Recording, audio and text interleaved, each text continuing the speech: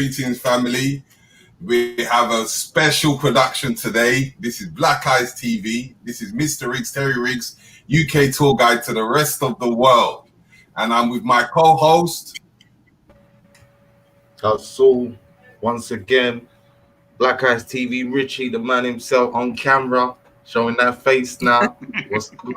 Big up for joining us. It's been a powerful few days of African mindset being amplified to the most.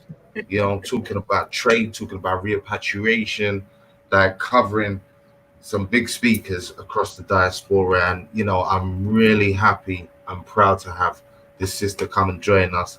And we got our family tree in the house, Mr. Dean. But I won't go too far, and I'm going to hand it back over to Riggsy. He's going to introduce the sister. He's going to introduce our brother, and then we're going to start the conversation.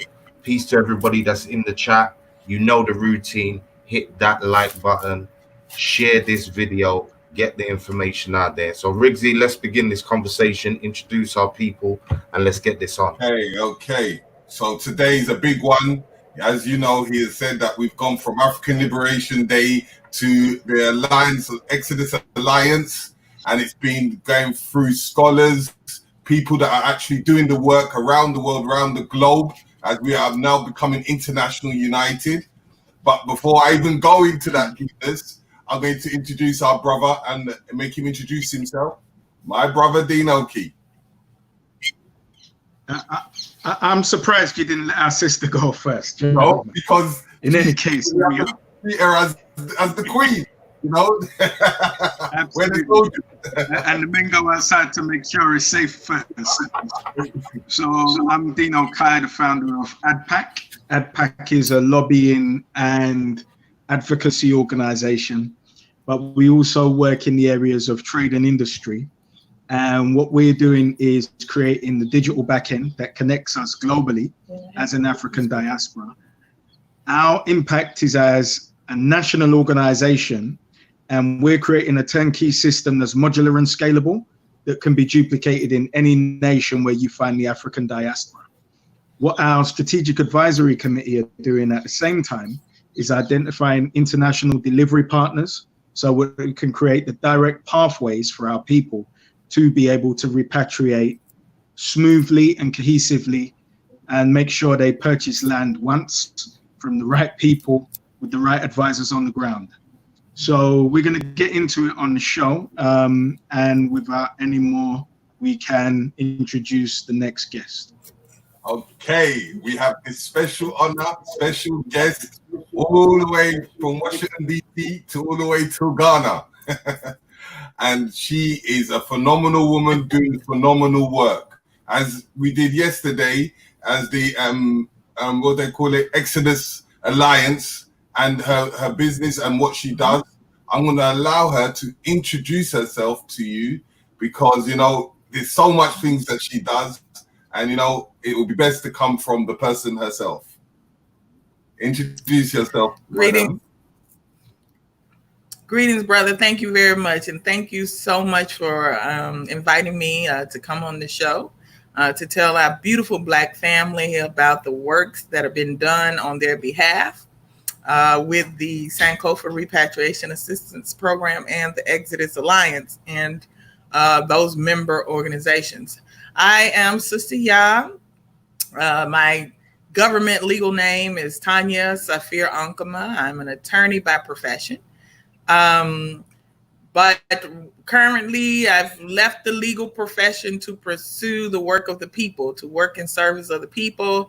And I created the NGO called the Sankofa Repatriation Assistance Program, which seeks to act as a business incubator to help provide the assistance that our people need to repatriate back to the continent of Africa in a way that is sustainable, because my observation was that our people are really struggling to go unless they are, already financially wealthy, financially independent, or already, and they're receiving, their pensions and things like that, Social Security. So I created this program because a lot of people who haven't reached retirement age in the diaspora were expressing their desire to go to Africa, but they just didn't have the resources. There wasn't anything in place to provide that type of support and that they need. This is to make it sustainable, to make it a reality. So it was an idea that I've been thinking about for years, and I finally just did it because I realized that, I can't wait for other people to do it. It was given to me for a reason to do the work, and so I'm going to do it. And then a couple months back, I was approached by Brother R.J. Mati of Made in Africa Project in Senegal and Al-Kibalan City. He approached me and several other organizations with an idea to form an alliance because all of us are doing the work of the people, and it made more sense for us to come together and work collectively to get this work done, to get our people home, than, each organization trying to, you're doing over here, you're doing over there, but we're all basically trying to do the same thing. So it just made sense that we come together and form an alliance. And so it was a Sankofa Repatriation Assistance Program, along with Made in Africa Project, Al-Kibalan City, Basani, which is the Black Star Action Network International in Sierra Leone, the UNIACL under the leadership of the Honorable Cleo Miller Jr., and the State of the Africa Diaspora, the ECO 6, the economic region of the State of the Africa Diaspora. So we came together and formed the Exodus Alliance. I'm very excited. The people are really happy. The reception that we're getting, from all over the world, that our people have said with a very loud voice that we want to go home. And that's what we're trying to do, brother. We're trying to fulfill the promise, the dream of what our dear ancestor Marcus Mosiah Garvey was attempting to do before he was sabotaged. Okay. It's really big, and this is something that is really needed in them factors of what you're doing. I wanted to ask, right? Like, a lot of people ask this question is, how do I just kick myself to taking that action? But we're going to look into your story. What actually ignited you to say, you know what, enough's enough, I'm doing this? Well, I realized more than a decade ago that we were spinning our wheels trying to live amongst people who despise us and want us to die, okay? Who don't like us and don't mean us well. And we, for more than 400 years have tried to live, with these people. But it's just, at some point when I started, I'm a mother, and now I have grandchildren, and we're still dealing with the exact same issues that my great-grandparents were dealing with these people. So at some point you have to say to yourself, enough is enough. Just give up on this idea that we can live in peace with these people, because we can't. I refuse to have my grandchildren growing up dealing with voter suppression and police brutality, which is just the modern day slave catchers. I refuse to have my children being discriminated against in housing when they go to purchase cars and getting charged higher interest rates just because they're Black. I just don't accept that as a reality, that my great-grandparents were fighting this thing. My grandparents, my parents were marching with Martin Luther King, and now as teenagers, my parents were fighting in Mississippi against segregation and discrimination and all of these things. And now here we are. I have my oldest child is 30 years old, and the same exact thing is going on. And I just say, you know what? We do not have to continue to take this. I accept, Santoa, me, Tanya, Sophia Unkama, I accept that these people are not going to change. I have 500 years of history to prove me right. I can shut anybody down based on the historical record and currently what's going on. These people are not going to change. So in light of the fact that they are not going to change, now we have to accept that as a reality and just do what's best for us as a people. And what's best for us is to get away from them. In all areas of human activity, we need to separate from them. So that is the reality of it. When practicing criminal law here in the United States, and that's when I really, really, really realized, wow, we are up against something. You know what I mean? And we have to just get away from these people. And so that was it for me. I said, you know what? I left the United States, and I went to the Caribbean. And I was in the U.S. Virgin Islands for 7 years working as an assistant attorney general.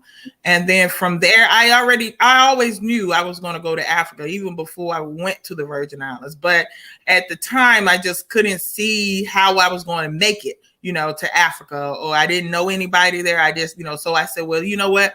Just let me get away from these white folks. And I went to the Caribbean. So I went down there.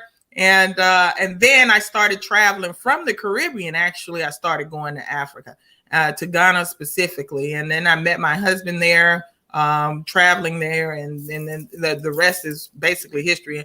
We've started some businesses over there. And now, we wanted to get our money stuff going, our business, so when we do get over there permanently, that we just, everything is already in place. So that's what we've been working on. And now the house is under construction. So I'm going to leave before the house is finished, because I just can't take it anymore. I've been here with my husband because he's here working, but he going to have to just, me and the kids going to get on out of here as soon as they open up the borders. I just don't want to be here with these people.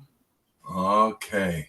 So, in understanding, Dean, can you hear me? Sir. Clearly. I want people to get an understanding as well, in your perspective, of what has kind of sparked you to do what you're doing, because, I want people to kind of see two sides of the coin of borders, so that they can have a clear understanding of what you do and what you're about. But what has sparked you, Dean? Well, to be fair, it's not two sides of the same coin. This is heads and heads. Yeah. I joined Panther UK May 7, 1993, when Stephen Lawrence was murdered. On May 8, 1993, when I was green as grass at 18 years old, I went on a march and was hit in the eye with a truncheon. So that was my baptism of fire in a political movement that gave me the basis of my political education. Now, I was always an entrepreneur because I had moved out at 18 and was running a business. It happened to be a pirate video business that taught me money management, distribution, marketing, and credit control. However, over the course of 27 years, I kept myself quiet for 24 of those, just doing business. I didn't seek any public platform. And when the proliferation of murders of our cousins in the States got so bad, I said, in the dearth of clarity of voices, I wanted to create a clarity. Now, I've been saying exactly the same thing about establishing an institution, the tenets of powernomics, which would affect us not in the United States, but in Britain, in France, in Germany, in Belgium, in Holland, indeed in any of the African nations where we happen to be, because they would serve the people's interests. So It went through a number of incarnations, the last being the think tank, which is the solution room. And now we've formulated the entity, which is an institution of its own, which is a democratic institution. Although I'm the founder, I'm not the chairperson. I live in the strategic advisory committee because we have to play to our strengths and let everybody play to their strengths. Now, this entity, ADPAC, the African Diaspora Political Action Committee, acts as our government. And we have our own council and committee, which is a team of 14 currently and growing to execute all of the areas. Those areas are education, economics, justice, politics, trade and industry, employment, and media. Now, across those areas, you've got people who are the preeminent experts in their field. So as soon as you're talking, I'm smiling because I want to introduce you to my colleague, Yvonne Witter, who's the head of trade and industry, because we're seeking to create those trade routes. Let's forget about the China Silk Road. It's our role as the diaspora to create those trade routes. And in terms of Britain leaving Europe, there are no import or export tariffs between Britain and Ghana anymore. So now we are obligated to create a manufacturing district in Ghana that distributes straight to the UK because we've got no import or export tariffs. The beauty of that is Ghana is a macro economy. So when we take our economics and invest in manufacturing, that money goes 5 times as far. Here, where you'd be paying somebody £400 a week or £500 a week, you'd be paying somebody $400 or $500 a month. That fits comfortably within the national economic structures. So, and you're talking about a middle class income. So in understanding that, and it's just demystifying all of those processes, sometimes there's a lack of clarity around that. Now, moving forward, we know that every economist of note has evaluated that 50% of the world's population will be African and under 25. That means we're obligated on our side of the fence at this time in history to create all of the sustainable employment that they're going to be able to benefit from in 20 odd years' time. So if you're looking at that now, what do we need on the continent? We need blockchain technology because that's going to allow us to circumvent the development processes that Western nations have gone through. And we'll just skip straight ahead to blockchain. That's going to do 2 things. That's going to deliver us economic security and communication security. One beautiful thing that you said, Sister Ya, is that we have to produce everything that we consume. So one of our initiatives under Afritech is an incubator that we're definitely going to partner with you because you'll get it going on the ground on your side, is a tech incubator to create an African operating system, just like Hawaii. They had the fortitude in the face of an established Android and iOS to create their own operating system. Now, people might think they did that for competition, which is one reason, but they also did it for security because it does 2 things. The first thing that it does is it ring fences your entity and it allows your nation of developers to create the apps that are going to serve that ecosystem. Now, can you imagine if we're creating the tech universities in Ghana? Now we're creating the Ghanaian MITs and we're working with preeminent people like King Nene Teta to create these universities of excellence in leadership and in tech leadership. We will identify our own Bill Gates so that we're not only creating those who can deal with the coding, but the CEOs. And one of our members, Paulette Watson, has got a software MBA. So she would be heading up that program on our side and connecting with you in building out all of the structures that are necessary to create that ecosystem. Now, we've got another partner in your pond, is in Florida, Daryl Speaks. So we have a cryptocurrency, not like the investment commodities, but to work as any currency like the pound, the dollar, the yen, the yuan. And that is going live for us to invest in from June 15th. So we are there. We have our ecosystems. We have the expertise. And the world is being made small by technology. But now we understand that we have to create all of our alternatives and replacements. So the operating system, which would go across mobile and PC, we need the African alternative. And then what we're doing is creating the sustainable employment, because on that side of the pond, they're going to create the apps. This is the future. They're going to create the future trillion-dollar entities. And I say trillion-dollar because the African diaspora is a 1.5 billion marketplace. Now, if you're dealing with a youth marketplace, because we're half the globe's population and they're under 25, can you imagine the opportunities that that's going to throw up? The economic opportunities when we are pulling our coders and those most encumbered with the intellectual capital to lay down those new algorithms that we need, not to contain us, but to sustain us and benefit us. You see, if we merge a social media app with our cryptocurrency, it's to control us, it's to free us from what they do, it's to enable us to work in a sovereign way.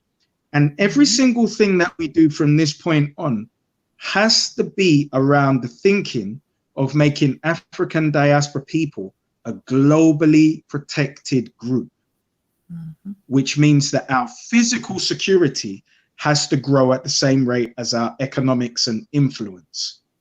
And that is why I love our brothers, and this is for another show, but I have to give him mention, Grandmaster Jay and the NFAC, because what they're doing is beautiful. And that is a training ground for our global physical security. So when you look at a group like Blackwater, we are perfectly capable of duplicating exactly the same to protect all of our commercial entities. You look at a structure, you reverse engineer it, you recruit the personnel, and you put it in place. And before you know it, you are in exactly the same position. And I'll finish up in saying this before I hand over. We live in a global race-based economy. We are the only ethnicity who doesn't recognize it and therefore aren't competing. As we start to compete and we start to align our institutions, we start to compete in a race-based economic system. And I'm telling you this much. As confident as I know my name is Deanokai Senior, and I'm 6'2" and can talk for Britain and the rest of the African diaspora, we will surpass them economically and militarily. Right on. Right on, right on. Ashe, brother. I'm with you. Facts. Big facts. So, CCR, in forms of your organization, I want you to give a deep in depth of what you do and what your organization does, because so that the people and the family can have a better understanding of how we can work together and able to grow. So I'll leave the floor to you. Okay. So what the Sankofa Repatriation Assistance Program will do, because we're currently in phase 1, to be clear, we are in it's a grassroots movement. It can only work with the financial support of our people in the diaspora. Okay. So, but I can tell you that the people are very receptive and they are donating. And I am 100% confident that we will reach the goal because it is something that they want. Okay. But what we do, because the vast majority of our people, now this is not a program that's just for Black Americans or, those in the UK or those that are English speaking. This aims to include our brothers and sisters in South America as well as the Caribbean. Okay, because we all are basically catching the same hail all over. So it's imperative that we put aside these things that, oh, well, you're from here and you're from Haiti or you're from this place. As far as I'm concerned, we all brothers and sisters, and we got to work together to get ourselves out of this 500-year mess. Okay, so what we want to do is provide our brothers and sisters who have been basically living hand to mouth on jobs, slave wage jobs, put them through a business training course to teach them how to run a business.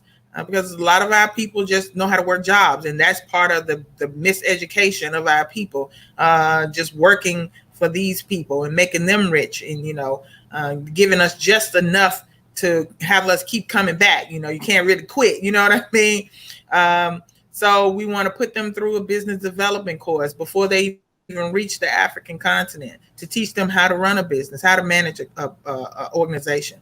And then once they arrive, we also want to put them through a cultural integration, okay? Because we have been gone from home for many centuries.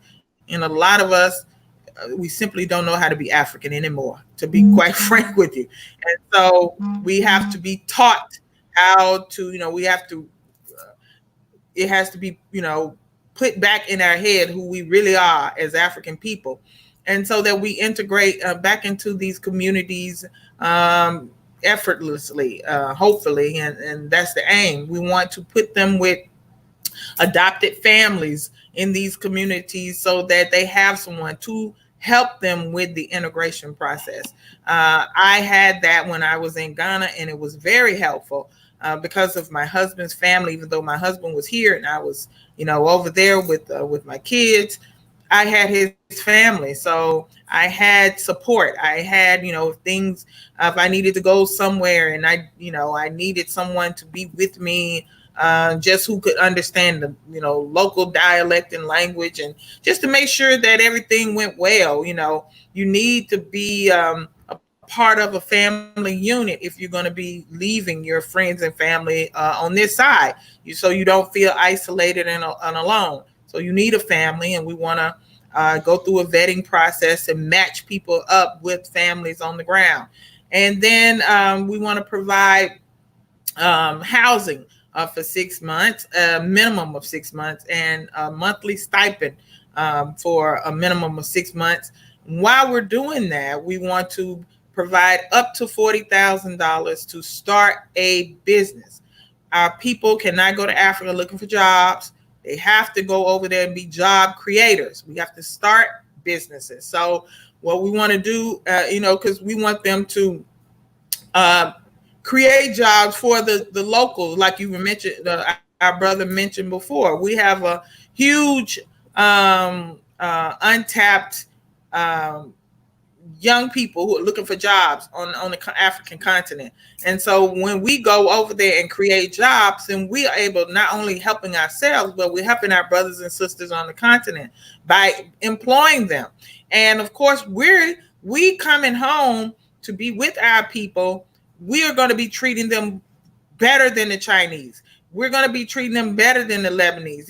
These people are doing horrible things to our people on the continent of Africa in the name of job, in the name of, having some employment and work, and then they're abusing our people.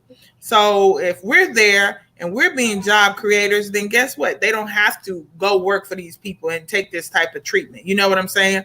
So we want to go, like I said, through a whole holistic approach to repatriation. We don't want to just bring people over and be like, okay, here you go, figure it out. No, we're going to hold your hand until, you are completely sustainable. And then we will go and pick a new bunch of people and do the same thing over. We want to help them acquire their legal documents to be in the country. So if that's their legal residency and citizenship, if available at that time, as well as we will, make sure the right documents are filed for starting their business so that they're operating within the laws of that country. This also creates a tax base for these countries as we begin to bring in these people. and start these businesses up on the continent. So it's a win-win situation for our people and also for the communities in Africa in which we will be setting our people up. Okay. Brother Rich, have you got anything you'd like to say? You know what? I'm just listening to the practical nature of the setup. When you're talking about the loans and for different businesses, are there any particular fields that you're going to be focusing on in the first instances, like in the initial when you land, or is it open to as far as the mind goes and the imagination and skill set goes of the people?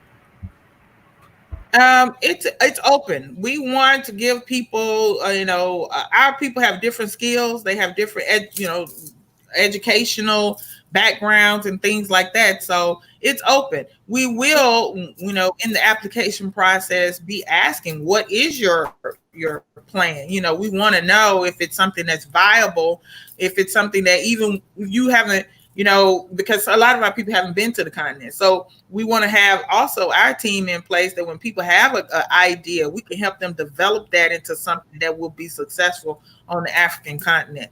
So somebody asked, how much does the business training program cost? This is not, like I said, this is 100% a grassroots movement. Our goal, prior to me joining the Exodus Alliance, my goal was to get, and still is, to get 1 million of our brothers and sisters in the diaspora to contribute on a monthly basis a minimum of $1, or the equivalent of what $1 is in the UK, or whatever that is in Germany, or whatever that is in Canada. Because, my thing is, all of us can come up with 4 quarters every month to help ourselves, and a lot of people are giving more than $1, but I wanted to make it in a way that everybody can feel like they can contribute and they can be a part of this movement. So I asked for $1, and I believe that we have far more than 1 million brothers and sisters throughout the diaspora who can give us a $1 to implement this exodus, right?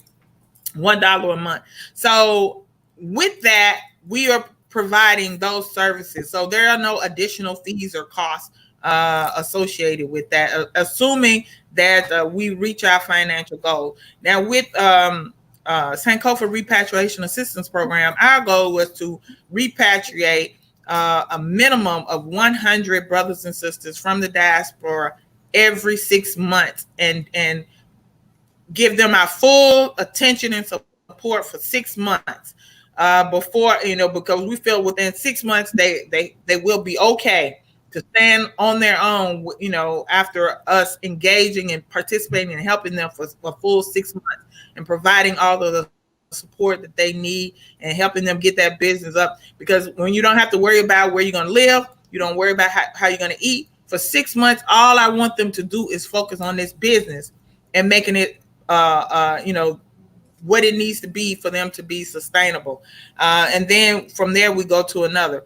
But now that was and that still is the Sankofa's mission. However, when we join with the Exodus Alliance, we say, you know what, we can do bigger, we can do better.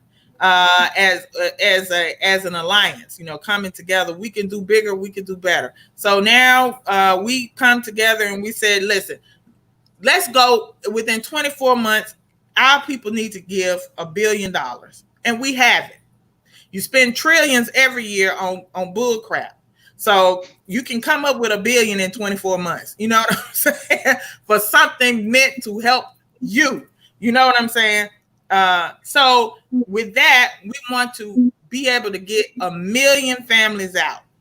Now, the way we look at it is, once we get these families out and get them set up and get them secured and get them sustainable, then they themselves can reach back on this side of the pond and help their family members and help their cousins and help their friends and bring more people.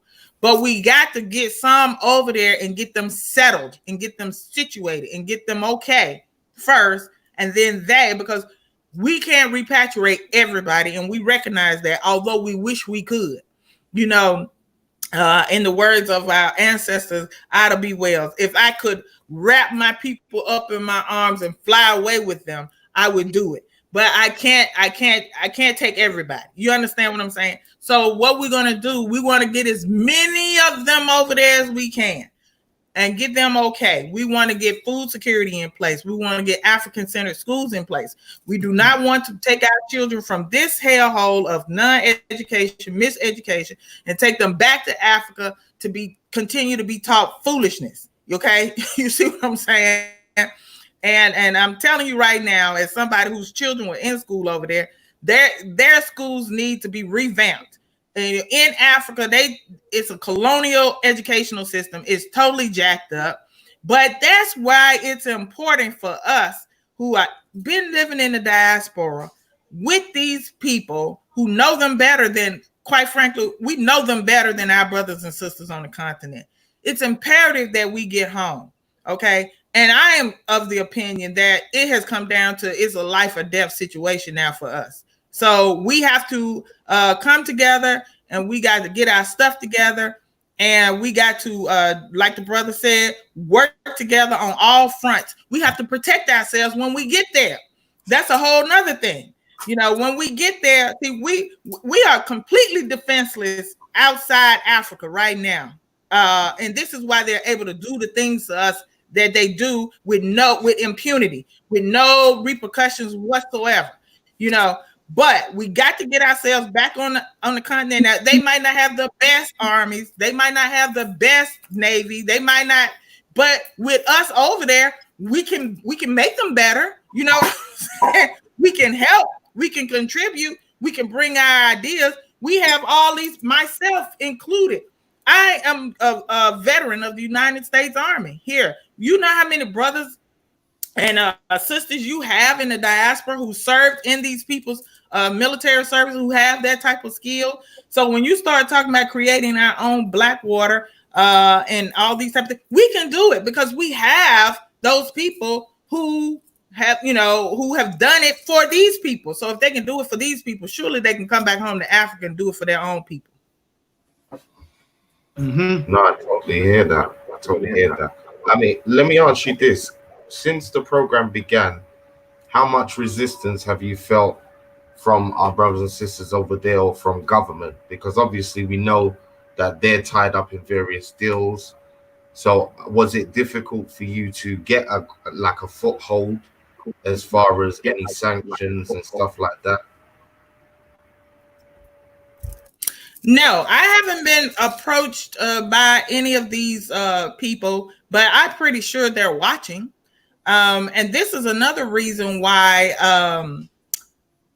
I'm very interested in the crypto, on how to move these funds around, because I know that these people can lock our money up and keep us from getting access to it. I mean, we see them do it with whole countries. They do it with Venezuela. They did it with Gaddafi. They do. So who's little old me? Us.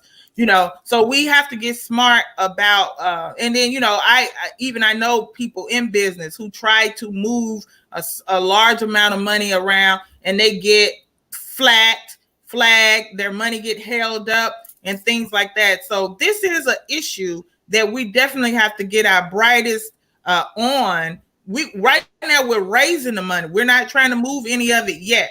And it is my goal that every dime of this money be spent on the African continent. I'm not interested in spending one dime of it over here.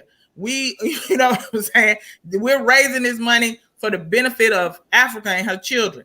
So, but we have to get a way to get it over there without them interfering. Most definitely. I guess this kind of feeds back to Dean. When you was touching on this earlier, when you was talking about the need for security, and obviously working with ADPAC over here, trying to get over there, same way the sister's moving from one place, you know, speak to that fact and what the sister was talking about as well. As so far I'm gonna as security. say it like this first, brother. We don't try anything around here. We've been crossing the road a long time, and we always get to the other side. We're safe. We don't get run over at green lights or anything. So the first thing I'm going to say is he who pays the piper calls the tune. I'm going to digress and come back to this. He who pays the piper calls the tune. If you think that we are some 300 odd million in the diaspora and what our economic worth is, when we're using one tool, one financial tool to be moving money, we become a banking entity in and of ourselves. So to alleviate any concern about the freedom of money movement, we have it. Sable Ascent coin is here. From the 15th of June, we no longer need to utilize the Yiddish SWIFT system because we have our own cryptocurrency. And that cryptocurrency has an escrow facility as well. So we can't be ripped off. Any substantial purchases will be held in escrow, and then it's signed off by both sides. So now we have economic security and freedom of money movement. So when I start talking about our sovereignty, and we have a sovereign underwriter on the team as well. So we do have the ability to make any of our directors and trustees sovereign. No more citizen, no more national legislation restrictions, but moving as sovereigns of God on earth. So the whole point of this organization has been about putting systems in place that serve us as a sovereign people, thereby making us a protected group. Every single dollar you have, you'll be able to transport via blockchain and our cryptocurrency to the other side. And any recipient on the other side only needs the app. The first adoption we want is the businesses. The second adoption we want is the consumers, because if we have it as consumers in the West, the greatest import on the African continent is remittances. So we get exponential adoption. And the beauty of that is it's a blue ocean strategy where overnight we make Western Union totally obsolete. Yeah. Just like you saw any cab company, the minute Uber came, totally obsolete. So we don't concern ourselves with the competition. We're not in the red ocean anymore. We're in the blue ocean with systems. So I'm just smiling and taking notes the whole time that you're talking. Because when you're talking about creating a global database, and we know that data is the new gold, we're putting in the CRM systems as the back end that connect all of us. And I'm also the business development manager of my brother's organization, Access UK, which is a youth employment and training charity. And we're in the middle of creating a tool now called the Road CEO, which is around business acumen, which is hundreds of hours of African diaspora and business people talking about the compartmentalized areas of business. So successful and experienced business people talking about their expertise in compartmentalized areas of business acumen. So that could be personnel management, it could be financial acumen, so your COO, your CFO, your CEO, all speaking about exactly what they do. So they're demystifying the whole process of business. But the minute you start talking, I'm thinking about working directly and creating that subscription app for those, which is long distance learning, which is affordable. We got to stop with the $1. We think too low in a poverty mindset, and there's an abundance of money. We spend money on nonsense. So for the price of a coffee, $2.99 is not too much. Now you get 100,000 subscribers as a base, and you're off to the races because you're raising revenue on a monthly basis. There's a win-win situation because they're getting intellectual capital from the tool. You're preparing them for where they're going to come.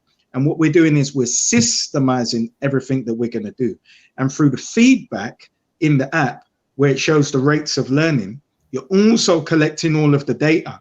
And what we're doing in that is exactly what our adversaries are doing. We start to track and map our people, but not for not to oppress them, but to serve them. This is what leadership is. That very same data that oppresses us can serve us to grow our interests exponentially. So in some of the notes that I was taking, one of the things that we've been talking with Sable Coin is creating the digital ID. So moving into the future now, knowing what they're doing, because the Bank of England have been working on their cryptocurrency for 18 months, and they're going to fold cash and they're going to release their cryptocurrency. Now, that will completely enslave you because they'll know where you eat, sleep, defecate, and do everything else. Now, that comes in collaboration with facial recognition software, and your phone will betray you to CCTV in the street so they know where you are, what you spend, and what you do. Now, our alternatives, such as an African diaspora and operating system, are to free us. Our cryptocurrency is to maintain our freedom of money movement, which is one of the key things you need to be sovereign. So ADPAC's role is to build out systems as a national organization that can plug in as a turnkey system in any nation. So our role is to get the model right here. And in working with you, is to plug in all of the digital backend and work in a close collaboration to create systems so that we become automated, because we don't need to be pushing any pieces of paper. And when we're getting the greatest African minds globally, we can be working on hundreds of projects concurrently through one system. And that frees us to connect in a way like we never have. That's what 21st century Garveyism looks like.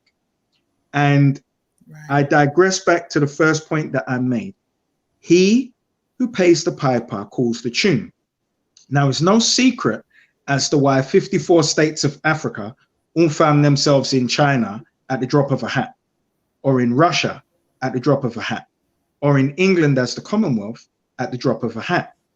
It's based on that's where they perceive the money to be.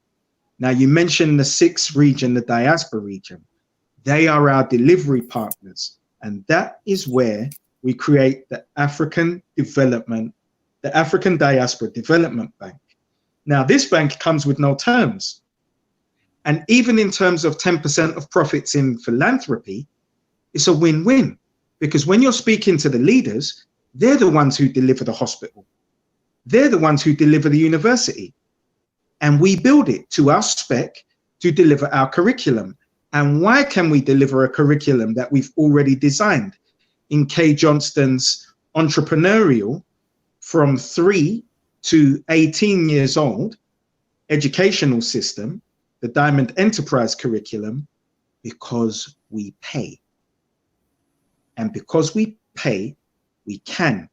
Now, the beauty of what you're talking about with the Sankofa Reparations Association is that we are going to fully integrate. Repatriate Association. Yeah, is that we are going to fully integrate everything that is on the ground and everyone that we are, so that there is that new African mindset that comes about, which is Killmonger with compassion. Because what we needed was Killmonger with compassion. And obviously, we don't go into the security elements too much, but that will happen concurrently. And as I said, groups like the NFAC are perfectly in a position to train and grow out and create units for private security. And that goes across the board anywhere we create infrastructures. Chinese come with security. It just happens to be nefarious. Americans come with security, but as the African diaspora, we come with a security to represent the people on the ground. And that is to protect their sovereign rights in everything that we build out, in understanding that that will not be interrupted by anybody. And what we'll be able to do based on that is let every non-African know you are a guest, and it behooves you to think about the environment that you're moving in. Absolutely, absolutely. Listen, all right. Can I just say, somebody asked which bank is Sankofa with? We're with a Black-owned bank, okay, in Washington D.C. So there's no way in the world. I told you everything is Black. So We're with Sankofa has its account with Industrial Bank, which is a historically Black-owned bank in Washington, D.C. I just wanted to answer that question. Go ahead. Sorry, just to pick up on the point, Richie, just a very quick point that I wanted to make. And it's for everyone to know that irrespective of it being a Black bank, as you know, Sister Yah, whenever you're working in the banking system, it is within the Rothschild's banking system and you're dealing with the SWIFT terminals. So it can still be frozen and it can be confiscated. Right. Any funds can be frozen and confiscated with no accountability. There is no recourse for your funds being frozen. And this is why we create the economic security through the coin. But don't let me cut you. Thank you. Yeah. I know that to be true because I do know people who tried to move large sums of money, Black people, and their funds were just frozen and held up with no explanation, nothing. And there's literally, trying to move money from one country into this country or out of this country. And so, I know that is something that they can do to try to sabotage what we're doing. So I am seriously looking at crypto as an alternative. But I'm sorry, brother. Go ahead, Brother Richie. No, I mean, I was going to hand over to Terry to ask a few questions because I want to come back to you, sister, in a bit and ask about your event. But all I wanted to say to the people, we're coming up to the hour point. Big up to everybody that's joined us. Again, I want everybody to appreciate this conversation because a lot of the times we have philosophical and we theorize about certain things that we're trying to do or mind states that we should have. But as well as dealing with that side of the conversation, today's been a very practical conversation where a lot of real-time answers are coming out of this. So I think it's going to be worth you rewinding the tape and going back to really listen to what the brothers and sisters have said today, because they're really laying out a hard, fast plan for you to get up from wherever you are in the diaspora and start to initiate a real-time plan on how to move. And that's really important because a lot of the time with our people, we talk about these things a lot in positive ways, not even in negative ways, but the nuts and bolts of the plan never really get revealed, and just in this little small conversation so far, a lot has come out, So I implore people, go back, re-listen, look for the links of both the Brother and Sisters organization that will be in the description. Look for more information and study that. As I said, I want to ask more about the event, but Riggsy, do you have anything you want to add at this point, brother? Because this is where we've kind of gone into the nitty gritty. Where I want to go to is the Exodus Alliance in forms of the organizations that you've mounted together to formulate the Exodus Alliance itself, because there is very strong people within that group that need a little bit of their information heard.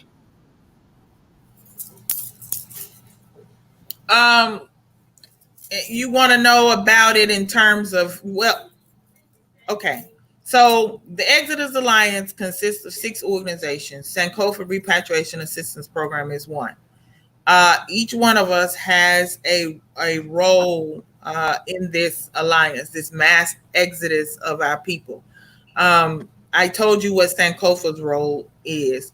The UNIACL basically will be assisting us in that role, as well as mobilizing its chapters across the globe to get the people, to disseminate the information to the people, because the UNIACL is global, right? So they have chapters all over that can disseminate information in different parts of the world. Even down in South America, they have UNIACL chapters. Al-Kibalon City, they are building a city, just like Akon is building one. This one is a diaspora city in Senegal. They already have the land. They already have the investors. Buildings are being put up under construction. That's happening as we speak. So they're going to help us in terms of acquiring place to put apartment buildings and things like that, so that we have places to house people as they enter. We have partners in Ghana that will be doing the same thing, scouting out land, helping us secure the land for agriculture, food security, water security, all those things that people need. The state of the African diaspora we're going to put up embassies for diasporan people in these countries that will represent diaspora people to those governments. So we have issues as we return. We have representation. We have our own embassies in these countries that will represent our needs and our issues and our problems in those countries. So it's just, all of the everything. So one of the things that the Exodus Alliance wants to do is put in some infrastructure first before we begin to bring the people, which is acquiring the land, getting the farmers on the land. If you are anybody that has know about the sustainable growing, hydroponics, all these type of things, these type of skills that we need, people with alternative and renewable energy skills. We want to get those type people over on first as we're putting in the buildings and infrastructure, right? If you are you're an architect, you know how to do sustainable buildings, using what the earth provides, so that we create an environment that is not toxic to the people and to the land. So we want to get those people in to start putting up that infrastructure, to start putting those apartment buildings and to start building those embassies and things like that. And then once those things are in place, the food, the water security, all of those, the housing, then we can begin to bring the people and assist them in the way that Sankofa, that way that I described you, that Sankofa will be able to assist them. And then so it's a whole big, it's massive. It's a big it's a big movement. It's not something small, but and it's not something that just the 6 organizations can do alone. So one of the things we do want to do also is bring in partners like our good brother Deanokai and his organization, what he's doing, because we do need to partner. While the alliance will be the 6 organizations, we will have partners that we work with, because we can't do everything. Like the brother said, we don't have the crypto. But his organization does. He has that. We don't have the paramilitary protection yet. That's another thing that we have to get with other people to help us, get those type of things on the ground where our people are, and to help the locals too. It's not just for us. When we go, we are going back to integrate into African society and African culture. So all these things that we're talking about bringing back will also going to be benefiting our brothers and sisters who are already on the continent as well. So anybody that wants to learn about the Exodus Alliance, they can go to www.sankofarepat.com, and there is a tab there that says Exodus Alliance. You click on it, you read that, and then there is a hyperlink at the bottom that will take you to Made in Africa project that will break down everything, the different organizations, everything, and what the alliance is all about, what we're trying to do. I saw somebody say, should we have put in the cryptocurrency first before we started collecting money? And I say, no, we have to start now. No. And the money is going straight into the bank. We're not moving it now. It's going to the bank. We're talking about what to do with it when it's over there. And we're working. That's something we can work with our brother on here with now. But no, we need to be collecting it now. We don't need to wait. We need to start collecting it now. That's the true mindset of an entrepreneur. Yeah. So in terms of the event itself, the 2-day telethon, how how was it that you decided to do something like that? Because it's a phenomenal thing to do it in its physical form, but to actually think of just saying, you know what, I'm going to put this online and get people together. What made you say, you know what, I'm going to do this? Okay. Well, originally, Sankofa had plans to do a city-to-city tour. Internationally, we wanted to start here in DC. We had an event, a 2-day event planned for May 16th and 17th, and then we were going to go to a different city and do the same thing. We wanted to do like educational African cultural awareness, because a lot of our people, quite frankly, don't even know they're African. Okay, so we wanted to go and just do an awareness and teach people, you know, about, and we wanted to dispel some of the misconceptions about Africa, because you know they don't put the beauty of our motherland on TV for people to see. It's always something negative. They want to pretend like out of the whole entire continent, which fits all of these other ones in it, that the whole continent is in some type of civil war and everybody's fighting and killing each other, and that's not true. So we have to really educate our people to say, you know, there is opportunity for you on the African continent. There is somewhere for you to go where you can be safe and be happy, and it's not all, you know, poverty, and it's not all death and destruction. You know what I mean? There's beautiful waterfalls, there are beautiful beaches, there are beautiful people who are so welcoming and kind and generous, and who want us to come home, and who ask all the time, why are you all staying there when this is happening to you? Why don't you come home? They ask this all the time. And so, however, you know, our people don't get exposed to Africa really over here. So we have to go out and spread the word. So that was the plan, was to do city to city tour and go to the UK and go down to South America. I was supposed to be in Colombia in June, you know, to talk to my people down there about the Sankofa Repatriation Assistance, and let them know that we are working and we haven't forgotten about them, and we know what's happening to them there, and that somebody is trying to do something. So this was the purpose of it, but then COVID-19 basically shut us down. You know, and also there was supposed to be an event in Senegal. Made in Africa had a whole week of people coming in from all over the world to speak and talk, and you know, we had a whole thing. This week I was supposed to be in Senegal for that.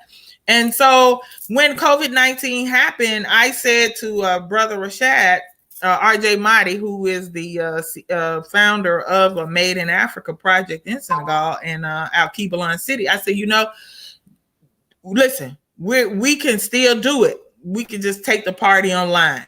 Let's do a telethon. You know what I mean? So he said, you know, that's a good idea, sister.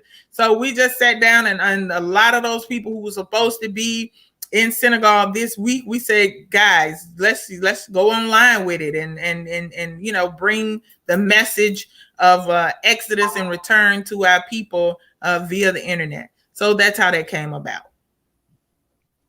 Excellent.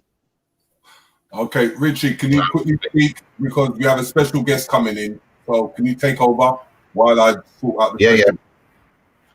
That's all. Do your thing. Yeah, no, I was watching the whole thing. Obviously, we was with you the whole time. I didn't know when it was going to end, and I was knackered from the Africans Liberation Day event from the day before. But as soon as it opened, you started off with a couple British people, fight all day long. You know, the message was just powerful.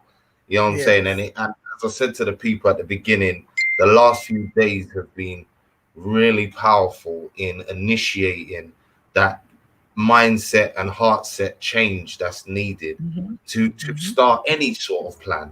Because again, you know, we can talk about all the nuts and bolts and details and whatever, but if you're not moved, if you're not spurred, if you don't know why you're doing something, you know, it's a problem. And I find a lot of the time our movements don't happen because the crowd is reactionary. So we feel good when we're hearing stuff, but there's not enough meat on the bone. And that's what I liked about the telephone. You had people that covered all the bases and spoke not only to the practicalities, but again, to the mind state and the heart state. And, you know, when I saw you talking, I saw you particularly happy when, you know, you were speaking to some of the elders from Jamaica. I think you had an elder from Jamaica that came on. He was beautiful. He killed it. The sisters were at the beginning that you spoke to from the UK.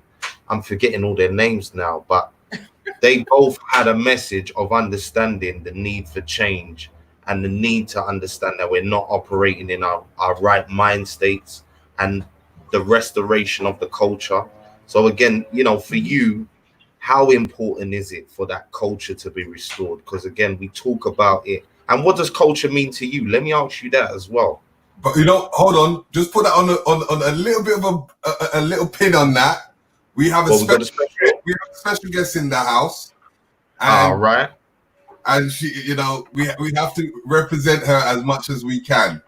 You know, so she's coming into the house, and let's praise our honors to our queen Diambi. Greetings, queen. Greetings. Wait, where's she going? Greetings. How are you, queen? Greetings, everyone. Okay. Good to see you. Okay. Good to see you. Thank you for coming on. Not only happy to see you, but so joyful to see the work that is being done by everyone. Everyone is taking the responsibility of wearing their crown, you know, and this is beautiful to see. All of you and all the people that were in the show yesterday. I'm Queen Diambi Kabatuswila Chiyemwata, Mukalinga Mukajiwanka Shama of the Bakwaluntu people of Kasai, and Queen Mother of the African descendants of Brazil. And I'm so proud to be here today. And exactly, I will ask the same question as I always ask if Terry is here. What's the question I'm going to ask before I even start speaking? Have you done any libations? I'm going to ask about, did we pour libation? And I'm going to say this time around, without fail. So I don't know. I don't have Terry telling me. Can anybody tell me if we poured libation today? We didn't pour libation. No. No. This is a no. We would appreciate it.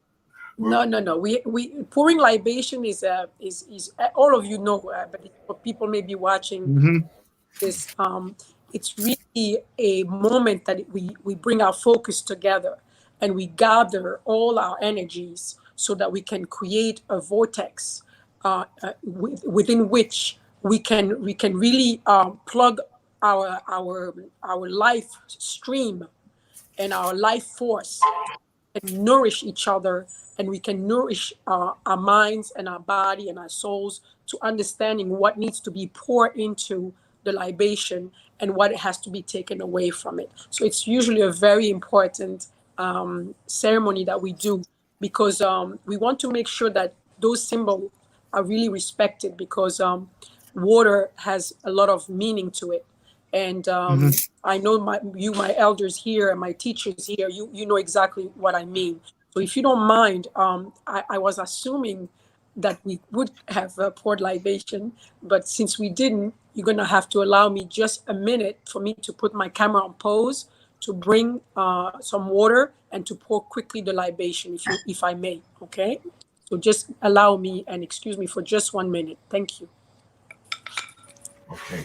Appreciate it. Okay. So now we can go back to that quick question if you want to discuss that before Queen comes back. Yes, well, culture is absolutely important because that's who you are. Your culture is, a part of who you are. What makes you, what makes you a people, and it also binds a people together. You know what I mean? Culture brings people together and it assists in their ability to work cooperatively. So absolutely. And so much of our African culture was taken away. For example, the fact that It should be automatic to us that we know to pour libations when we come together to do something. You know what I'm saying? That's culture. You know what I'm saying? And that's part of who we are as African people. And if you are on the African continent, then you know that when they do come together for things, they pour libations first. But we lost that. And so I'm glad that our queen has come and reminded us this, and hopefully going forward, we will all remember that this is something that we should be doing as African people. My sister, Yao, also want to stress the point that it's not everybody in Africa that remembers that.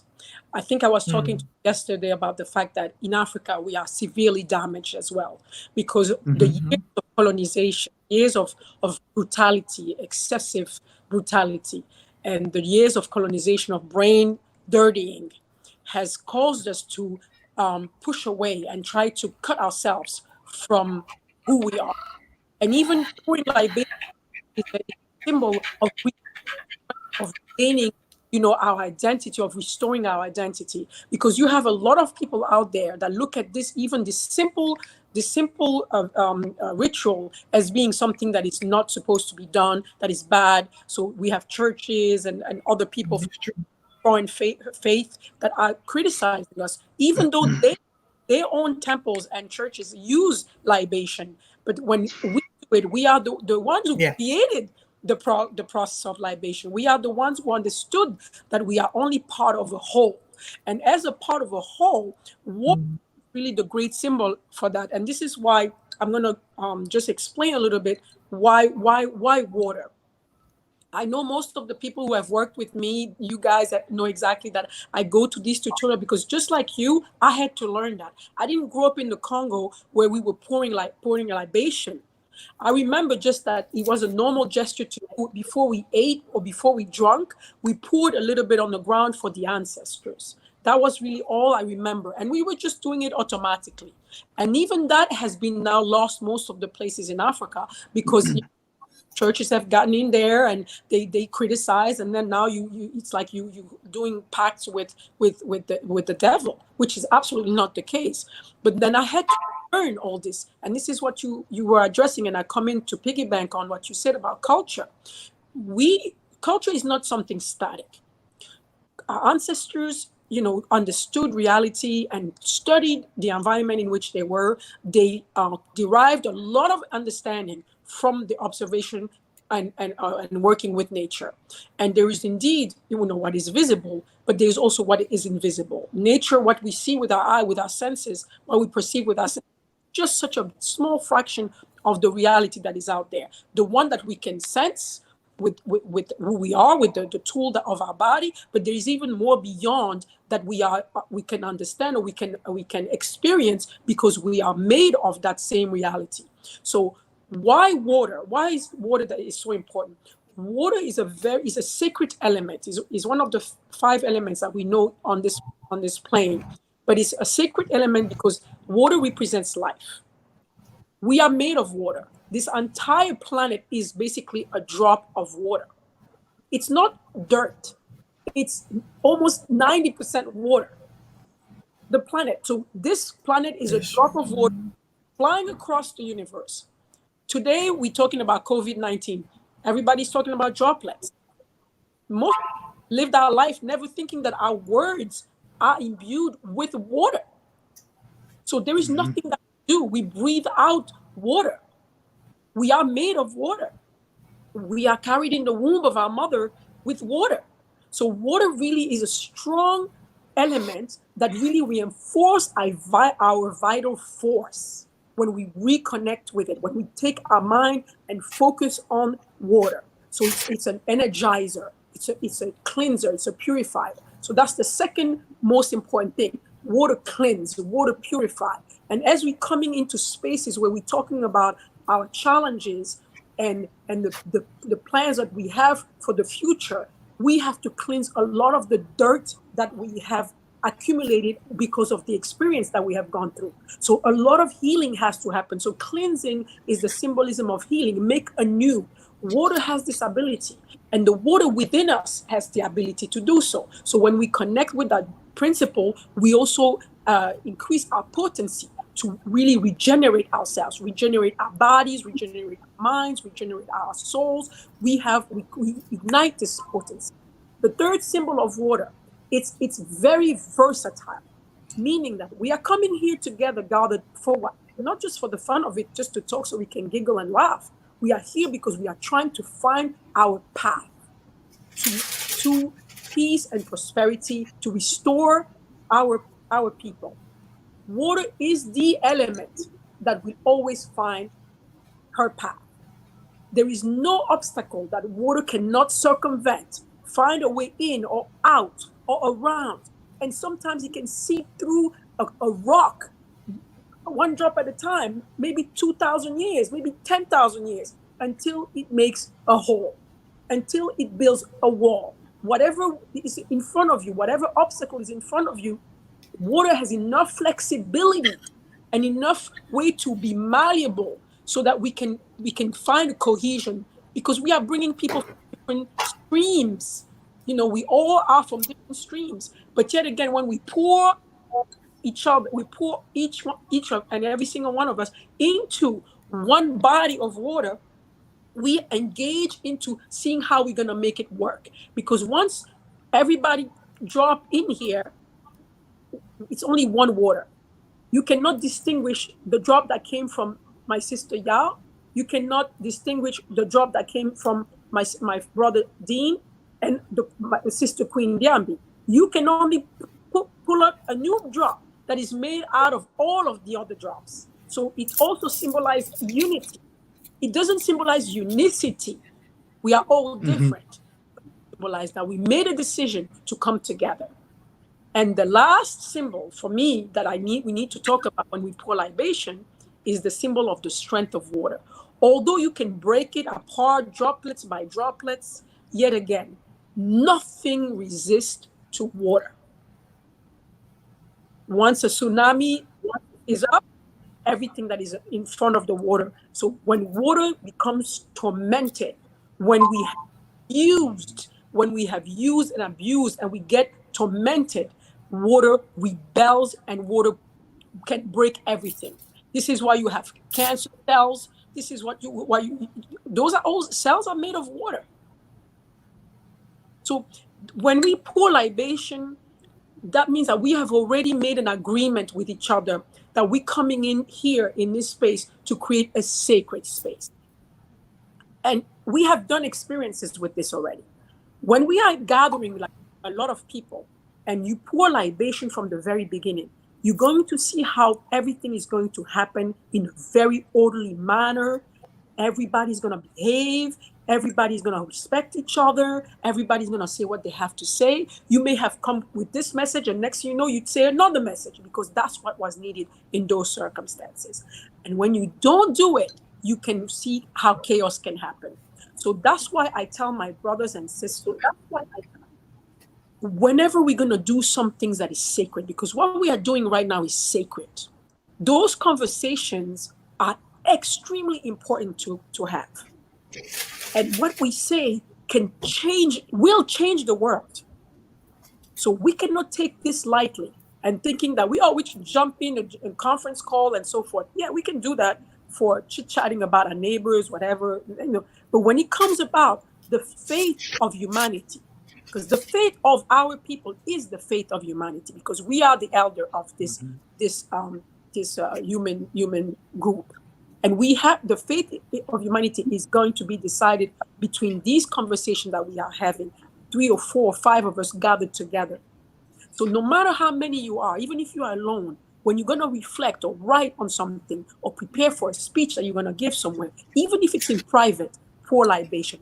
I do it in public. I poured libation in Davos, Switzerland, when I was at the WEF, at the World Economics Forum.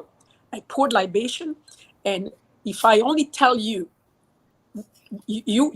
what happened, you will be like, it's amazing. The amount of healing that happened. You saw people from the entire planet hugging and dancing together and crying together, from China, from Africa, everywhere. There was so much healing happening that it was unbelievable. Even to me, I was like, okay, this is what the potency of our word, when it's accompanied with the right intention and the right rituals.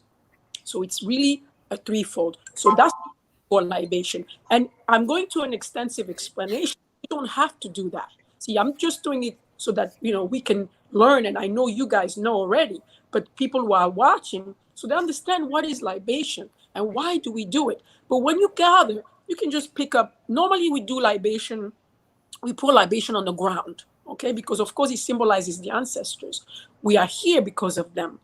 And honoring ancestors is something that we're going to do with the ground. But our first ancestor is the source of life itself. Since we all come from the source of life, we all stream from life. This is who the first ancestor is. The first ancestor is the force from which emanate everything. Our Kemetic ancestor called it the Nun. So it's that primordial force is our first ancestor. So when we pour this, we don't pour it just for the grandpa or grandma or auntie or so. We pour it for all the life that came before us so that we can manifest in this form today. And it's also a show of appreciation that we are leaving arrogance behind. We are coming humble to realize that we stand on some other people's shoulders.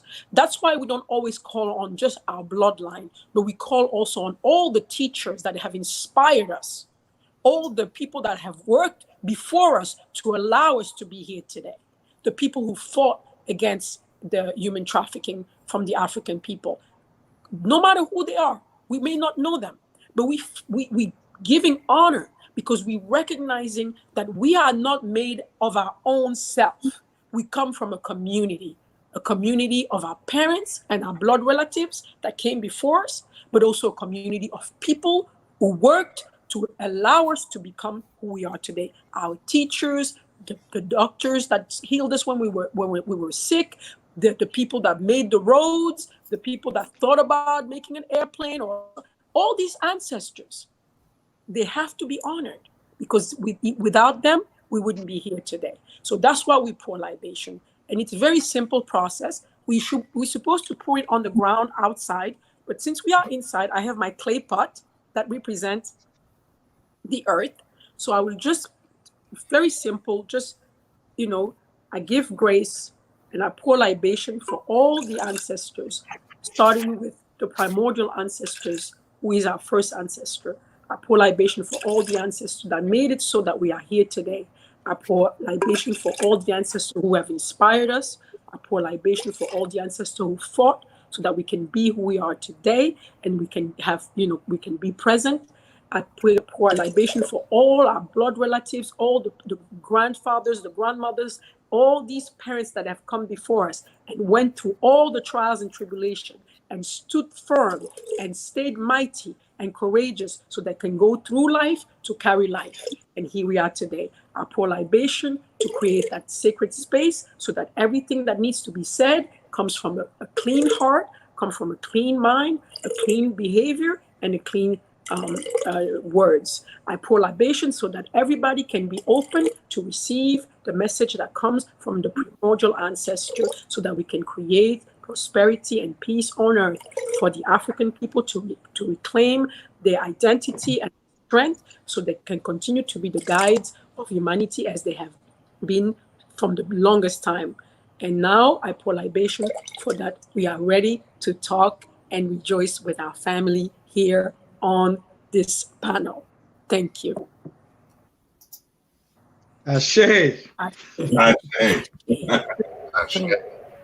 Thank you very much for having me in your company. I'm very excited. I have to kind of like poise a little bit because I see all these beautiful faces of all the love of my lives that I have here. And now I have Sister Ya, now one of my babies as well. I love to call people my babies because I have a spirit of grandmother, and but it's really love is unconditional love. And I'm very happy that we are having this discussion. My crowning was really about creating a bridge between the diaspora and Africa, because there is so many elements that needs to be addressed. And I think because I did ask, why me? Why can't you pick somebody that is more authentically African than I am? I'm kind of like a little bit of mix. I grew up in Africa. I grew up in Europe. I lived in America. Why don't you just pick somebody local who really knows and is so imbued with ashe from the ground? They were like, no, ancestors say it was about you.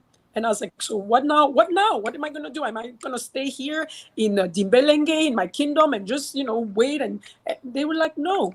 You go, you find your mission. My mission from the first time I came to the United States, I was 21 years old, was to, when I met the people from the United States, the African family that I had here, I realized that it was something amazing, something that I could have never imagined because I didn't have a clue of what was the African experience in the United States. All I knew about the United States and the UK and Jamaica and all was what I saw on TV. And it was either twofold.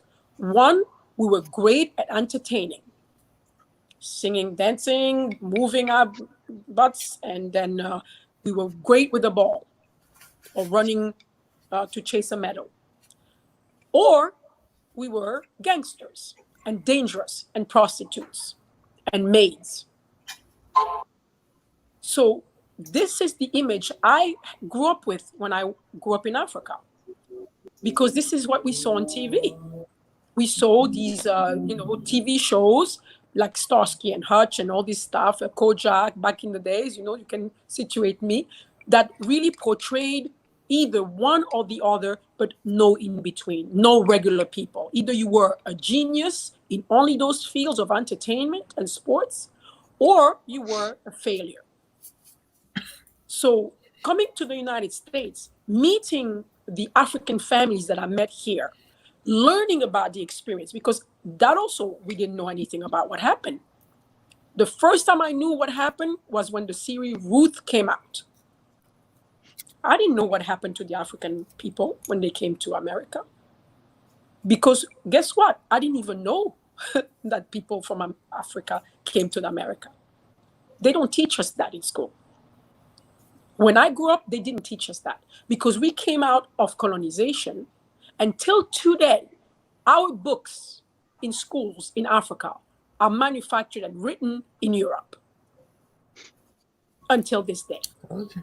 Okay? So whatever we know in Africa, whatever our kids know from school, from our education, all the manuals are made from Europe. That is one of the big reasons why the brother Gaddafi was a problem, because he had decided to fund a lot of new education material for the entire continent. And that wasn't sitting pretty, not only because of the content that would be printed. Sorry. Okay, I'm sorry.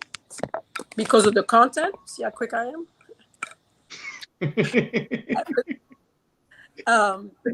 That's the martial art, by the way. But also because of the money, because the textbook industry is money making. So we have to understand a lot of what's going on in Africa. So my image of the Africans that were abroad were really very shallow. My understanding of the African experience outside of Africa was very shallow. And also, the brain dirtying process that go on is that we are not good enough. We're not. The Africans were just not good enough.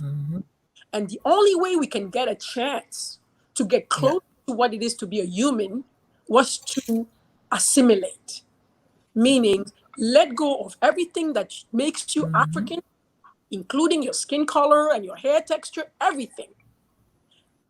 Leave the languages, traditional languages behind. Leave your way of dressing behind. So you go to a lot of African countries, men and women will go out of their way to have a three-piece suit, wear a wavy, long Brazilian, hair, to put color, bleach their skin. I know kids in Congo that don't speak Lingala. They don't speak a native language. They only speak French. And the worst thing? They don't speak a correct French because the parents are not native French speakers.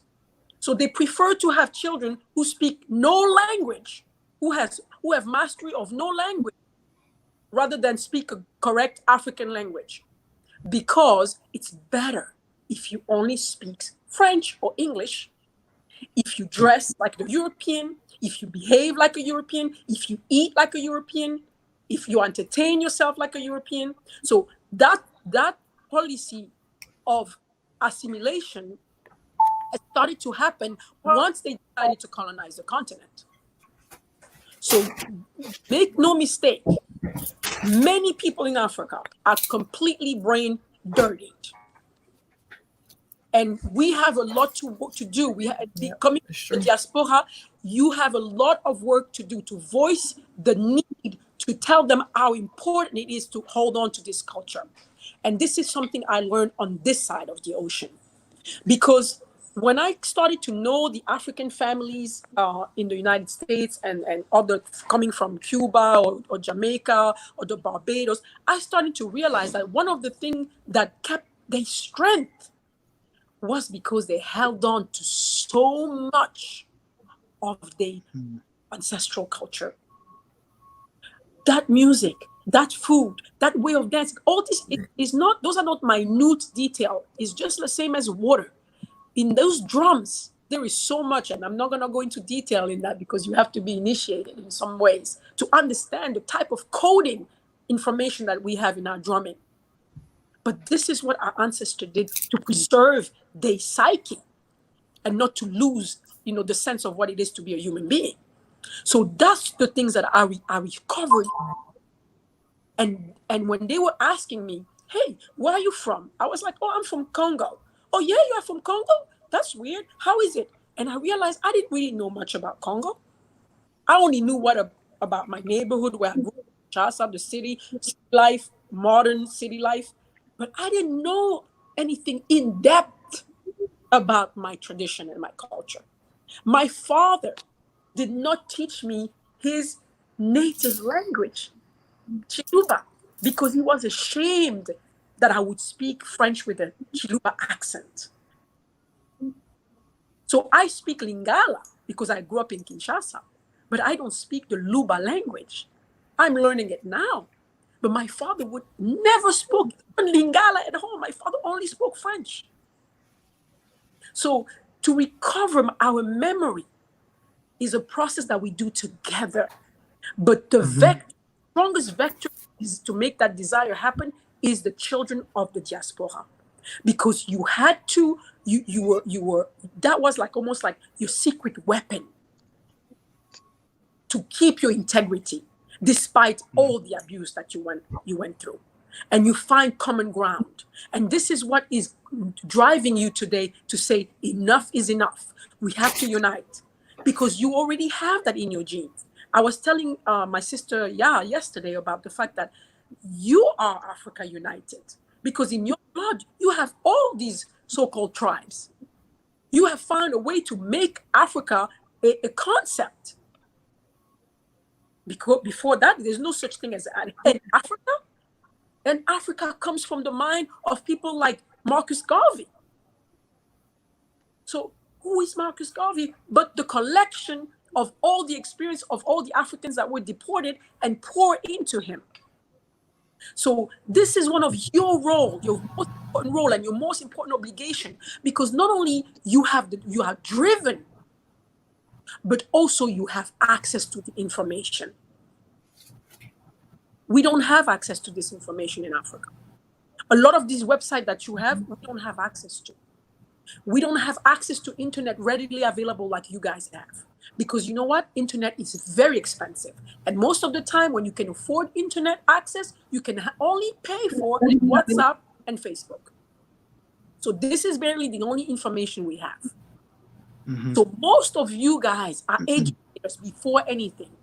And the reason why I'm saying that and I'm stressing on that point is because when we prepare program and we design programs to go to Africa, we have to be very, very clear on what is their understanding of your experience and why is the desire there. You know that I've been in Africa and people laughing at me. They're like, look at you. You almost made it out of here. You were in the United States. you were like a European. What happened to you for you to be yanked back into our savagery, wearing cowrie shells and leopard teeth? And because for them, becoming you, a Westerner, it's a progress. And what I'm doing by accepting the crown and accepting to sit on a traditional throne is a regression. So when you come from the United States or from the UK or Jamaica with your dreadlocks, and you know you they look at you like, really? What are you guys looking for? We're trying to be you, and you're trying to be like our ancestors. We're trying to be anything but our ancestors. So we need to make sure that they understand that the reason why you kept your sanity and the reason why we are so strong today, despite that you are swimming against the current, is because your ancestor decided to make a pact to unite and to hold tight to what was the core values of what we have come from in Africa. And since they still have a lot of it, not a lot, but they have, not everything, but a lot of it still there intact, then you can encourage them to bring back the value and see value into their culture and their traditions. Because a lot of people don't. And the few that do, sometimes they are crooks. I have to say it, I'm a queen. We have crooks. They say, oh, look at the African American coming or the Jamaican guy coming to Africa. We're going to do a ooga booga, uju uju, and we're going to, pour some. No, some people have understand there is a stream of money to be made because of your desire to return. So we have to be very careful and very vigilant that it's not something that is only played on the surface and we only play the drum as a folklore. Our culture is not folklore. Our culture is, those are elements, those are healing elements and elements that can habilitate us to make sound, reflection so we can yield to the right decisions as a community. But we have to be aware of the situation. And this is one of the things that I love to have this dialogue, because I didn't know anything about African experience besides in Africa. And I learned so much. I have families, I have sisters that are African-American sisters. They told me the story. I met their parents, I met their grandparents. I study, I listen, I sat by the feet of people like Dr. Benyo Akanan and Professor Smalls and Professor Jeffries and Dr. Kress. And I read all this stuff. If I didn't do that, I wouldn't be who I am today. When they called me for the throne, I would have overlooked it. I was a modern African. I was almost an evolved human being. Are you kidding me? PhDs and degrees, masters and all that stuff, dressing with my Chanel clothes and Gucci's and all that. If I didn't have these people, these ancestors, all these brave uncles and aunts and mothers and sisters and brothers like you, your parents who fought so that we can keep this identity strong, like it's in Brazil, I wouldn't be who I am today. Sister, I told you yesterday, I became more African when I came to the United States than when I lived in Congo. It's true. This is an experience we have to talk about, because still today, Africa, they are going there to brain dirty us, to put us through a machine of a cleansing. And they used to have that already during the colonization. I speak about what they call the evolved. The evolved. My father was born during colonization. And they had in Belgium, in Congo that used to belong to Belgium. They had a department. That was a department, like education department, like the military. They had a department called the Department of the Evolved. The Department of the Evolved was to identify people that would accept to gain some privileges in order for them to leave their culture behind and then gain privileges. Like the Uncle Tom or whatever they explain, the coons and so forth. So they had a department that was monitoring that. Select few people, couple of people to do like menial work, but around the white Europeans, colonials, teach them some small skills, and then allow them to live separate from the savage that were their family and so forth. So they could live in separate neighborhoods. They had a different type of housing. Their children would go to the evolved school children. Their wife would have to cook a certain way. They could not speak native tongues anymore. They could not eat with their hands. They could not. It was insane. Basically, when you accepted that, you had a card, like a card, written on it, evolved. So you were not a regular black. You were not a regular African. You were not a savage African anymore. You were not a human being, but you were an evolved African. And everybody were aspiring to get that, because with evolved status, you could have a bicycle. Now the men could wear pants instead of wearing shorts, even if they were 70 years old. They would not call you boy anymore because you were evolved. You had right to some kind of property. Your kids could have a certain education. So to gain those privileges, you had to accept to surrender your traditions. And this mentality is still there today. When I go to Kinshasa, I go to visit my father. He has 3 younger children. None of them speaks Lingala correctly. None of them speaks Chiluba. And they don't even speak French correctly. And those are my brothers, born and raised in Kinshasa. And that's just an example. My father was supposed to be on the throne, not me. But when they proposed the throne to him, he said, I'm not doing this crazy, savage, traditional stuff. I don't have time for that. I'm a diplomat, I'm a politician, an ambassador, I'm a doctor of this and doctor of that, I'm a lawyer, I'm a this. It took me to go from the United States, thank God, to all these elders that helped me understand the wealth of the immaterial heritage that we have from our ancestors. For me to go and say, I accept. And to completely transform my life and to be this voice, because I have had this experience myself. I grew up in a home of evolved. And now I understand the value of the experience of my elders, of my African, elders, and all that have been accumulated, all the knowledge and wisdom accumulated over thousands of years. How do you think it makes me feel when they called African idiots all over from the time I was a child till I'm an adult in the university, until I discovered that mathematics, they're doing mathematics in Congo 25,000 years ago? How do you think it made me feel? Do you think they're teaching that to the kids in Congo? They don't tell them? No, absolutely not. 25,000 years ago, we're doing mathematics, and they even invented a tool, a first calculator. 25,000 years ago. So we're not talking about 25,000 years ago. We're swinging from tree to tree. We're talking about we have civilization. We are thinking, mathematical thinking. We are designing things. We are organizing. We have kingdoms, and we have communities, and we are having this dialogue and engagement with nature, so that we progress or we develop without harming the environment. How did we do that for thousands and thousands of years? So all these things, they are in our books here. They are not in libraries in Congo. You're not going to find that even in the library in university. They're still doing training in university. They're training us to be like Mike, but not like us. Absolutely. Not like Kitenge. Not like Lumumba. They're training us to be like Mike, to be like John, to be like Smith. Even our names. In Congo, most people have a Christian name. I have my name Diambi thanks to Mobutu. When Mobutu came to power, he's like, that's enough. Why our kids are called Jack, Paul, Smith, and whatever? Put back the name, the authentic name that they had from their ancestors.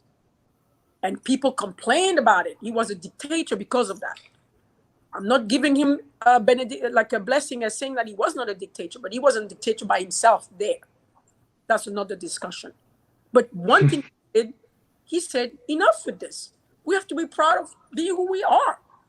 We don't have to wear ties and suits and all. No. We can make our own. We are women. Right. Don't wear pants no more. That's enough. We don't want women with pants. We want women dressed in a respectful manner and beautiful women. So character. So that's how I get my name Diambi from. Because when I was born in Belgium, they didn't want to name a savage name. I could have my last name that was a savage name, Kabatuswila, but my first name, I need to be baptized. It has to be a Christian name. Diambi was not allowed on my birth certificate in Belgium. I had to wait to get to Congo 6 months later to get my name Diambi on my official documents. So we have to talk and exchange and talk about our experience just the same way as I learned about what happened here. I'm still learning about what happened here. I'm still in shock when I see that they're showing public lynching in loops of my brothers and my sons being assassinated in broad daylight in front of people filming. And I'm like, okay, I get it. You did a good job filming, but why is it that phone was not thrown at the police, or why didn't you jump at what is it preventing? Why is it that we're still sitting and watching? What is going on? And then it's on a loop. That's public lynching right there. Because they should at least have the respect to blur the face of our brothers who are being lynched. If it was not a black man, every time this kind of incident, they would at least blur the face of the person out of respect for the dead. But they don't even do it. It's like we're killing a dog. So we have a long way to go. We have a lot to talk about. And this is what I've been doing for the past 4 years. I've been engaging every single community that I can to just have this small conversation. So you can ask me questions, I can ask you questions, and then we can identify our areas of strength, our resources, and then identify the areas where we have carences, where we have lacks, and where we have needs to be met. And then we can match them together. And then we can have all your beautiful minds with all the beautiful skills that you have accumulated. And what I do not want to do is to encourage anybody to do ghettos. I don't want you to go to Africa and have a city of the Americans or the city of the repatriated. That's going to be it. That was the experience already done when they did Liberia. And look at what happened in Liberia. How many people died from this experience? We have to do some things so that our communities heal together and become integrated into each other, and then we grow together. We cannot say, look, we're gonna have a city here for the people coming from the West, and it's gonna be amazing, nice, clean. You're gonna be, and then we have over there the bushes with all the savage. We have to be very mindful not to do that, because it's happened already. You have areas in Africa where we have some people like African American community in Ghana. They only live among African Americans, not fault of their own, but because the people in Ghana were not necessarily ready to receive them and understand why they would come back, why, and to understand how different are we from each other and how we have to work to create symbiosis again. So there is a lot of work that needs to be done.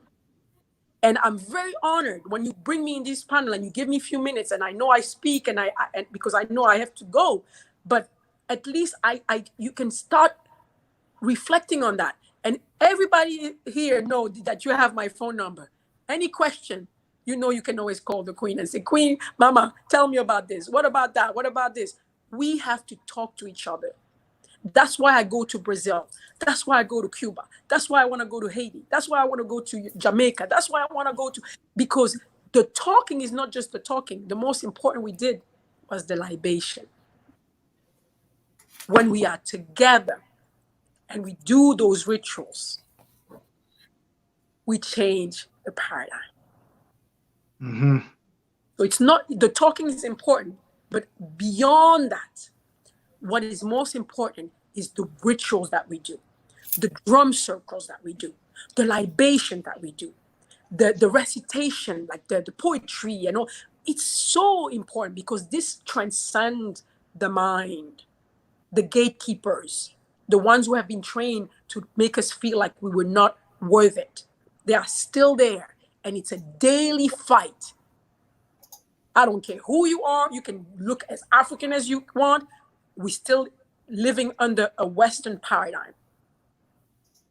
And the last thing I want to say is that we don't want to do things against people. It's not, I don't have any need to do anything against anyone, but we have to do things for ourselves. And when we do things for ourselves, it will benefit us, but it will also benefit the whole, because the whole is damaged because it's been polluted. Not just polluted because the air polluted, but polluted up here and polluted in the heart. So this work of cleansing ourselves is the beginning of cleansing the entire system. African understands system better than anybody else. We are the masters of system theory. We are the masters of fractal mathematics. So there is no one who knows how system function better than we do. So we know that we don't have to break the whole thing down to tear it up. Sometimes it's just a matter of changing one little thing. And that thing, it's ourselves. Something small. Change, know thyself, so we can restore thyself, and we will see how the whole system will change. But we cannot expect anybody else to come and do it for us. No one will show up to save no Africans.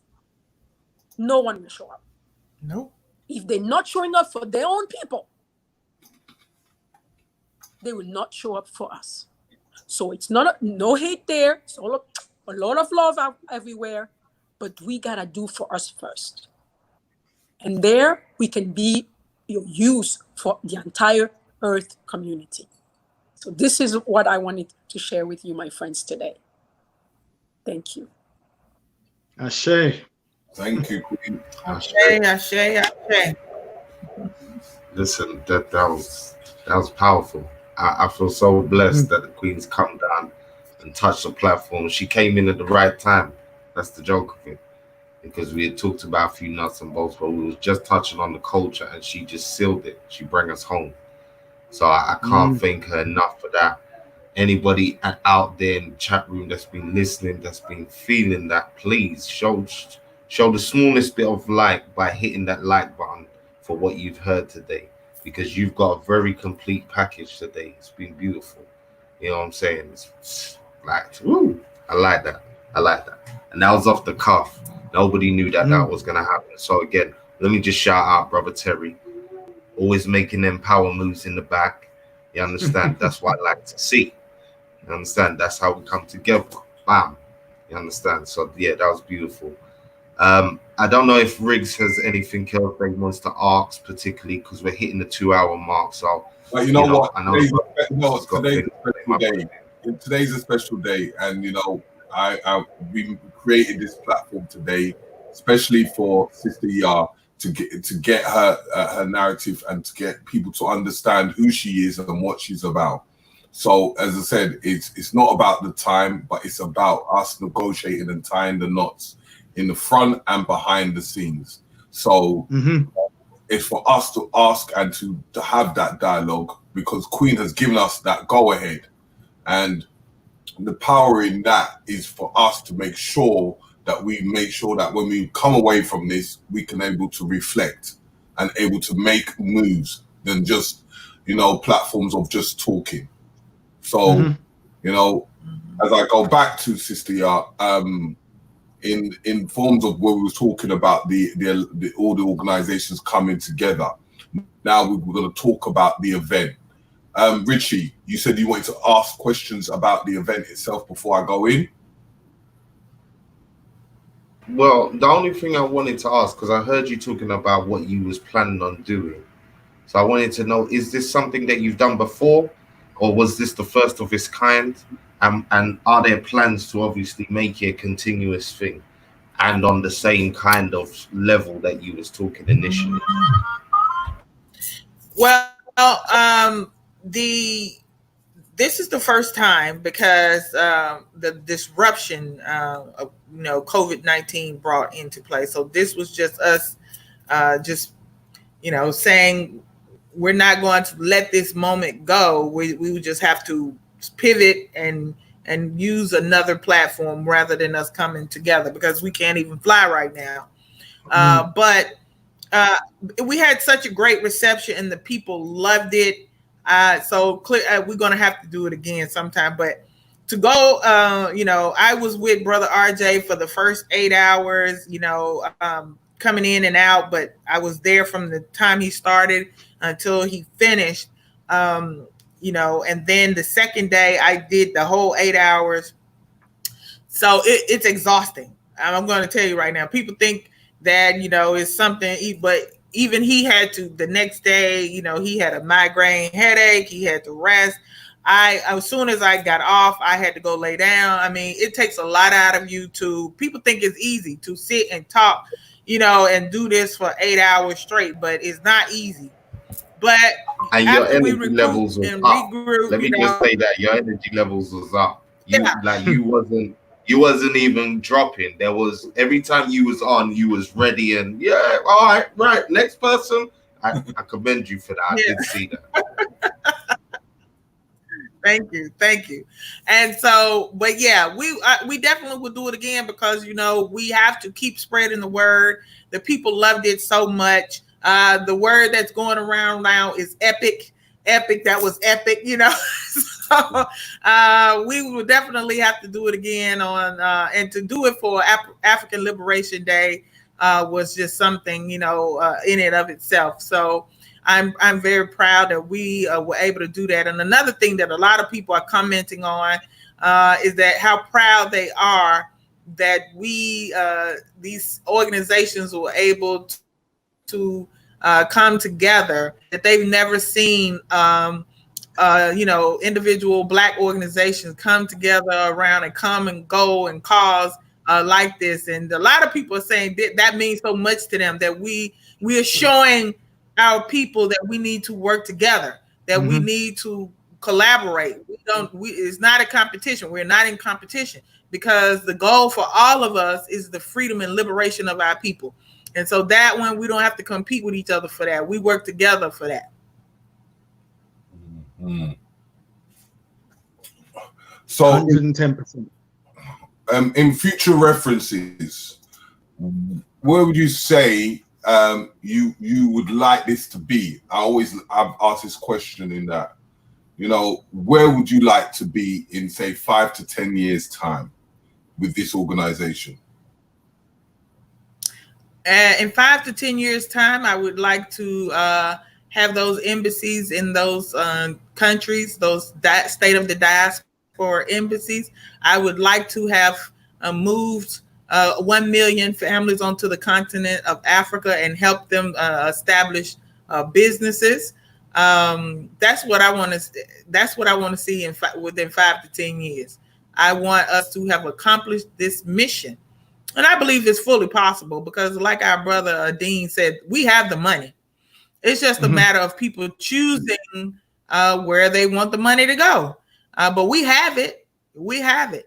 And I tell people all the time, and I'll say it here, Sister Yah already got her land. Sister Yah already has her businesses. Sister Yah already, house is under construction in Ghana. Sister Yah is going to be in Ghana. Sister Yah is going to be on the continent. My kids are going to be on the continent. My grandkids I just don't want to leave the rest of them, of my brothers and sisters who want to go, who need help. So I'm not doing this for me. Although I'm doing it for self-gratification. I'm doing it because I love Black people. I don't want to see us suffer. When I see things like what happened to our brother George in Minneapolis, Minnesota the other day, and our brother Avery a couple days before, and so many others, this lady basically was trying to get our brother in New York lynched by the police. That's what she was trying to do by getting on the phone and calling and lying to the police, saying that she was being attacked by a Black man in the park, just flat out lying. And because she knows that the police kill Black people, police kill Black men. So the only logical conclusion that I can come to is she was trying to have our brother murdered. You know what I'm saying? By calling the police on him. So these type of things bother me emotionally when I see what's happening to our brothers and sisters in South America, in Brazil, in Colombia, and other parts in Mexico, how Black people are being, I internalize that. It affects me. And so while I know that I'm going to be on the continent, I just feel this obligation to help others, you know, like Harriet Tubman, get free. You know what I'm saying? Like I literally consider what I'm trying to do the new 21st century Underground Railroad. I'm trying to help Black people get free. Yeah. So, Dean, in your reflection of what we've seen and heard today, I'll put it to you in the forms of from 5 to 10 years. How would you like it to be? So first of all, I'm aligned with every single point that Sister Yah made in terms of us having African diaspora embassies, which are fully secure on all fronts. Also, to pay respect to what Sister Queen Diambi said, I think it's very important that we understand that we're obligated to uphold, promote and preserve our culture because it's who we are. And everybody here is here for the reasons that we've gone through our own spiritual and mental reparations. And that is the component of reparations that we establish for ourselves. Now, is for us to put the tools in place and the personnel by working with those African psychologists who work from an African perspective to roll that out across our greater populations within the diaspora. And again, these are long distance learning tools so that we can have those psychological repairs, which are also spiritual, as we know, is that we have a diaspora military force, which isn't beholden to any particular state, which is not only there in protection of the diaspora, but also in terms of Africans on the ground on the continent, so that we don't have situations like Libya, is to have our own currency, which is global, which is fully adopted by the diaspora. Thank you. There are so many notes that I've taken to lay down at this point. And I know there's a lot of points that are going to be beyond me. Thank you. And just to observe what Queen Diambi said about the water. As I take a shower every single day, my role as a project manager is to connect expertise, to close skills and knowledge gaps, and solve problems. And any challenge that I have, by the time I come out of the shower, that's no longer a challenge. There's something that happens where the synaptics are just connected for me as I have a shower. That is my relationship with the ancestors. And it is daily and is systematic. That is where I go to receive my answers. And they come on a basis. There's no challenge that I have. I mean, none. And as I will call a personnel like you, Sister Yah, that is now, we're going to create this systematic, which is digital, which is not only about repatriating, but repatriating in the correct spiritual way to create cohesion amongst an African people who don't know each other, to create a relationship that we don't have.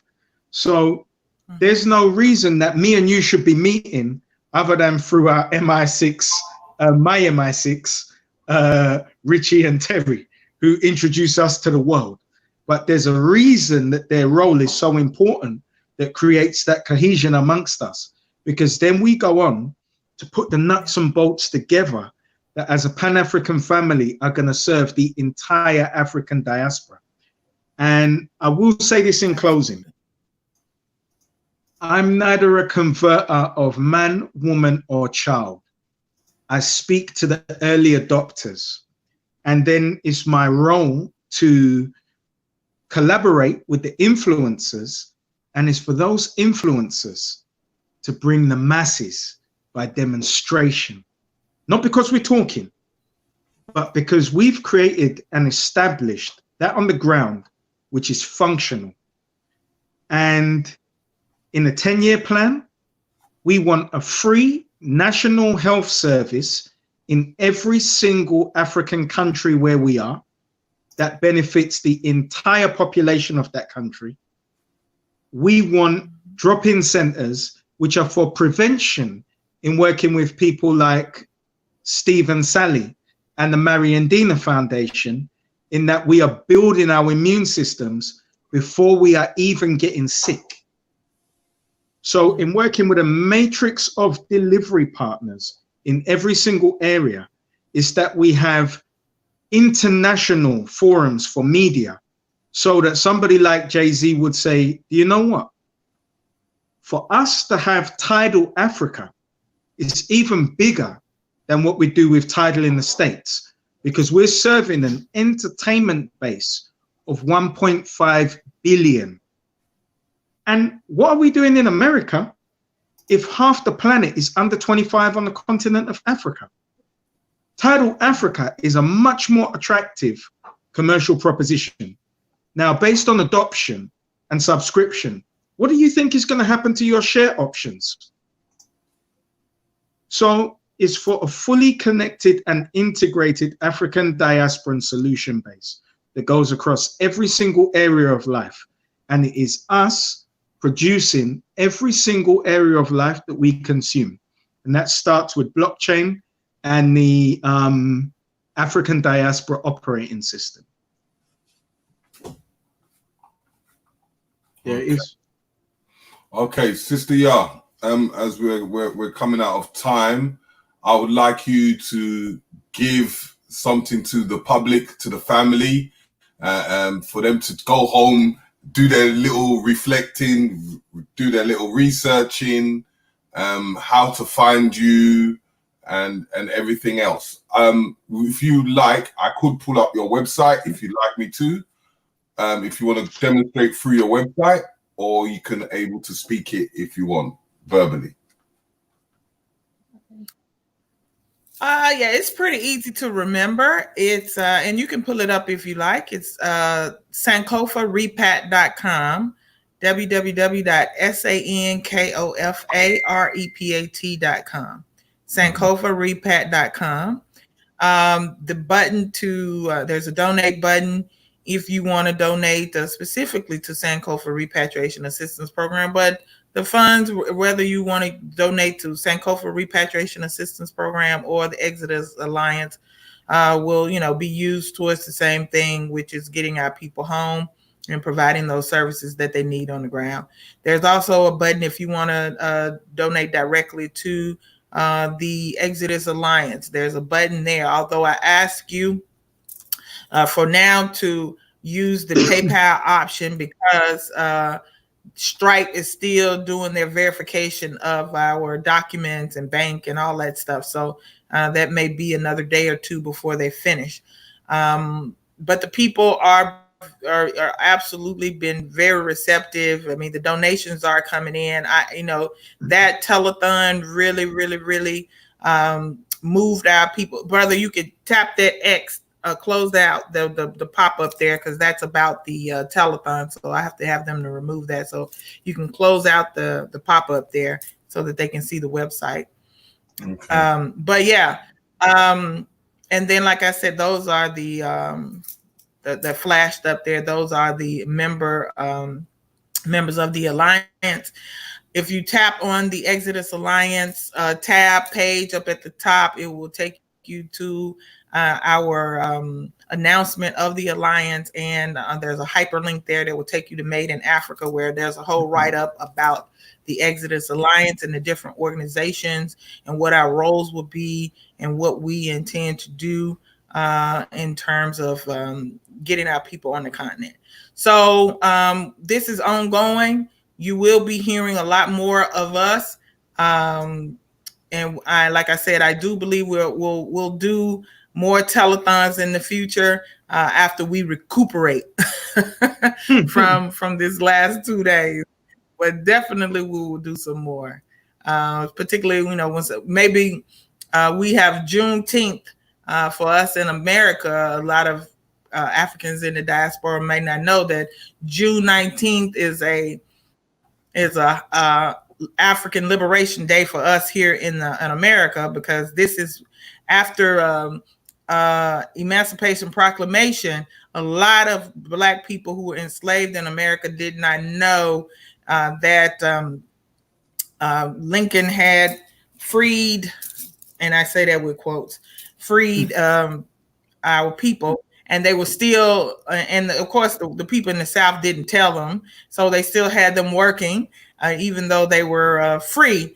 And so as trying to think which general it was, went into to tell the people in Texas and down south that no, y'all don't have to do this anymore, you're free, you know. And that was on June 19th, and at that time our people would say Juneteenth. So we celebrate to this day in America June 19th. We call it Juneteenth because this is when a lot of our brothers and sisters in the South found out that Lincoln had actually declared slavery and abolished the slavery some time before.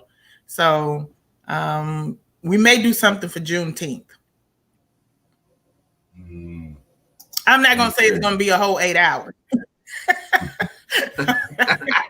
You're not committing. You're not committing.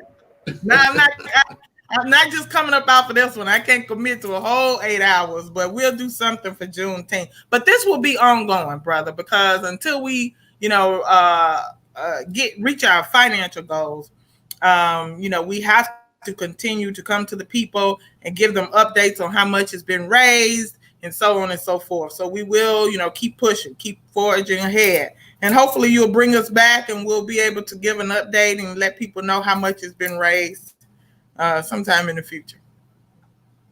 Okay. Most definitely. Most definitely. We want to be a part of the next. How about that? Absolutely. Directly, you get me? You got absolutely to add to your roster. So it's not 8 hours now, it's 10 hours. See, you might as well just make a 24-hour one and just done the long thing. You know, that's what you need now. The 24-hour run through all the different timelines. You're just pushing. You just push. That's the one. I'll put it out there. It's in the universe. That's a good idea, but we would have to split that up. You know, I might have to go for a few hours and then somebody else pick up where I left off and go for a few hours and then somebody else pick up. And then we just tell everybody to switch from channel to channel to channel. When we finish over, that's a good idea, brother. Actually, I think about it. We tell people, okay, from these hours to this hour, we're going to be on this station. And when we close out, everybody move over to this one. And then we move over to this one. We might be able to work that out. I like it. I'm telling you. And you know what would be great?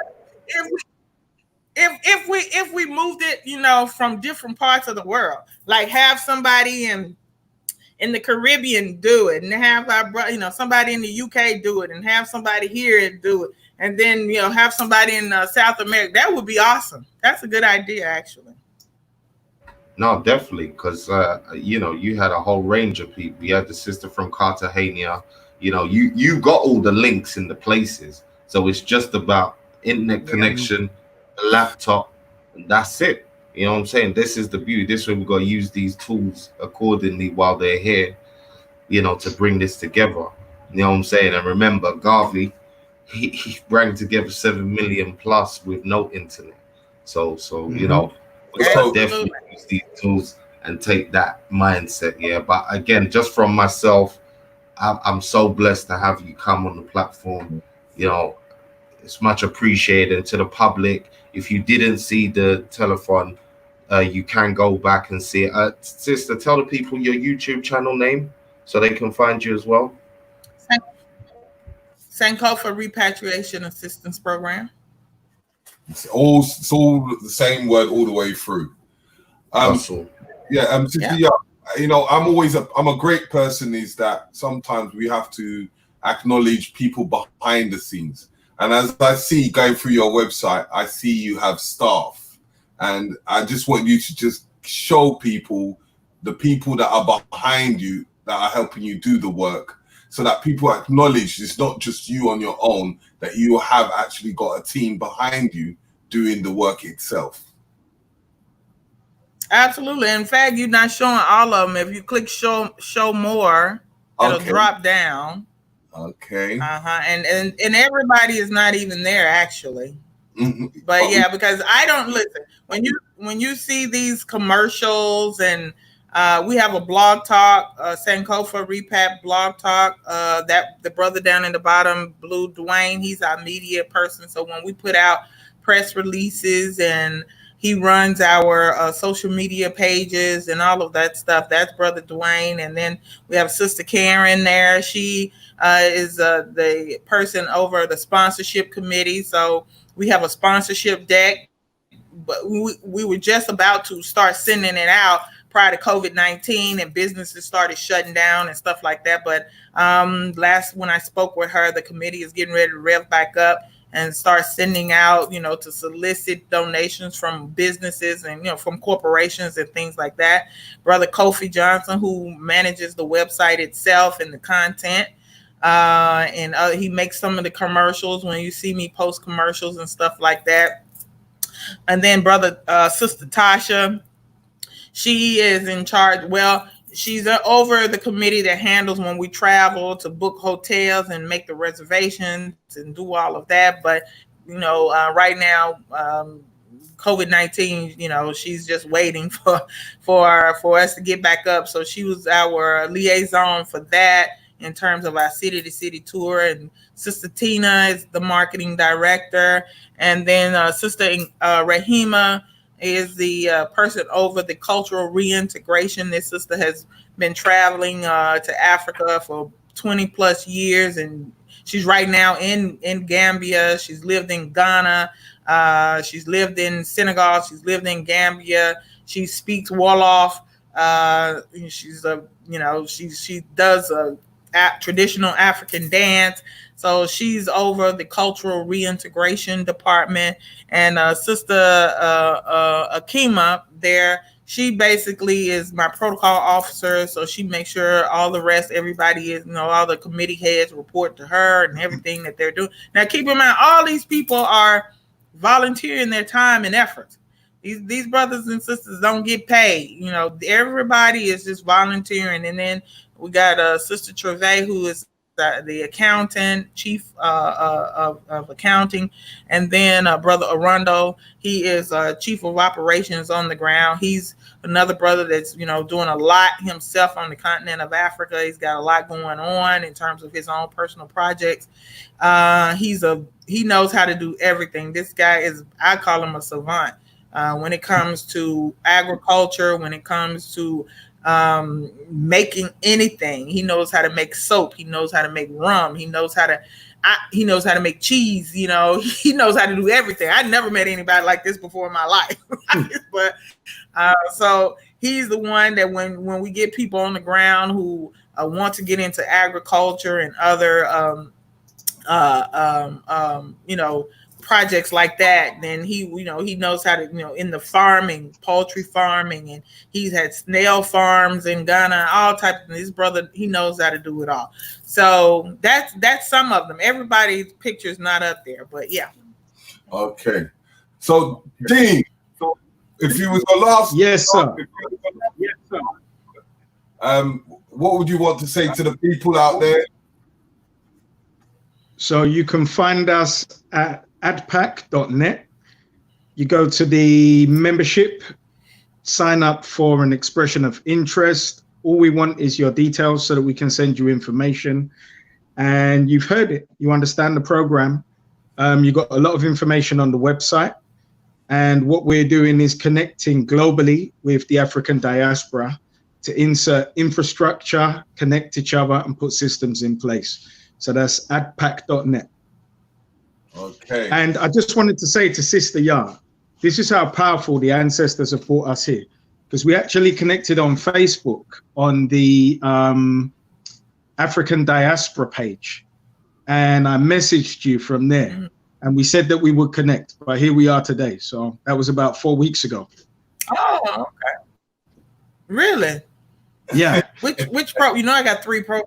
Which one are you talking about? I know. Facebook So always shut me down on the profile. I've literally just gone into your personal profile now, 30 seconds ago. Okay. But when I saw the logo for the website, I realized that we connected on one of them, and it was from the African diaspora region page. Okay. Sister, right, I will check it out. if there was one last word that you would like to say to the public and the family, what would you like to say? I would like to say that family, the time is now. Time is of the essence. Yeah, sorry, they can't see you, sister. I'm going to. Huh? Can you hear me? Yeah. Oh, yeah. I just wanted to say that time is of the essence. We have to get serious about being serious. We got to get serious about our survival as a race of people.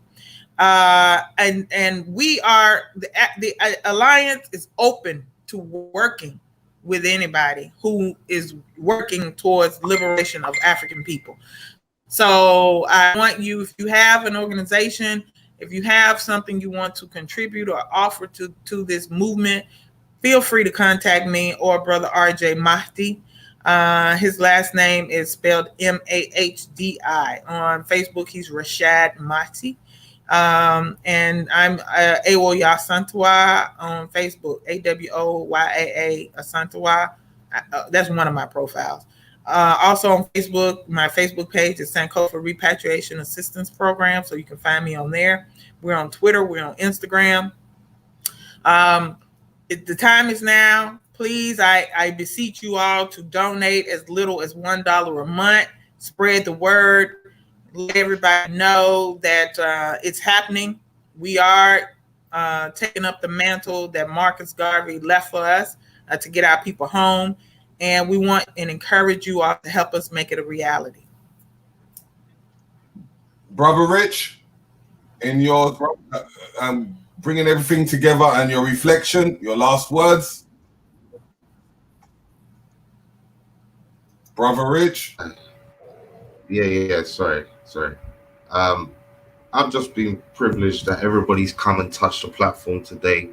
And give thanks for the sister and all your works that you're doing. Give thanks for knowing and being close with our brother Dean. You know what I'm saying? He really is a problem solver.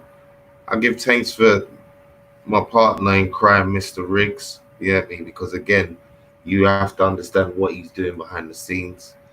And what we've done together in the 3-4 years of doing Black Eyes TV. So again, this is a real thankful moment for me when I have these conversations with the elders and with my family. You understand? Really building with real purpose. You know what I'm saying? And most of all, again, we thank the Queen for gracing the platform on the off. And I tell everybody again, go back, rewatch it, because I guarantee you there's some things that the brother and the sister said that you may have missed. That is vital. So go back and really listen to those steps that they were talking about, because it's important when trying to transfer this information on to the next. You know what I'm saying? That we're clear and we're not vague, and you know what I'm saying? It doesn't just sound like a what if conversation. So please take in the information, like, share, subscribe, you know, the usual. Thanks for joining us. There will be more shows. We're going to keep Africa theme going. We're going to be doing a show, hopefully at the end, as well as our usual spots with a brother from the Sudan. So look out for that, and, you know, more information and all sorts. So yeah, big up. Nice one for joining us. Okay. So before we head out, I'd like our guests to stay behind. And I'm going to say tomorrow, as tomorrow is Thursday, it's the relaxing time. This is where we have music artists performing live. Give them a platform which is called Total Exposure. So all different types of acts and artists, they come on, they showcase their performances. Friday, we have what we call a guy called Professor Konsu, who's going to give a lecture. Saturday, as Brother Rich has talked about the Sudan. And then on Sunday, we have our Sunday special, the International Sisters Circle, which is about the women, for the women, and about the women's movement.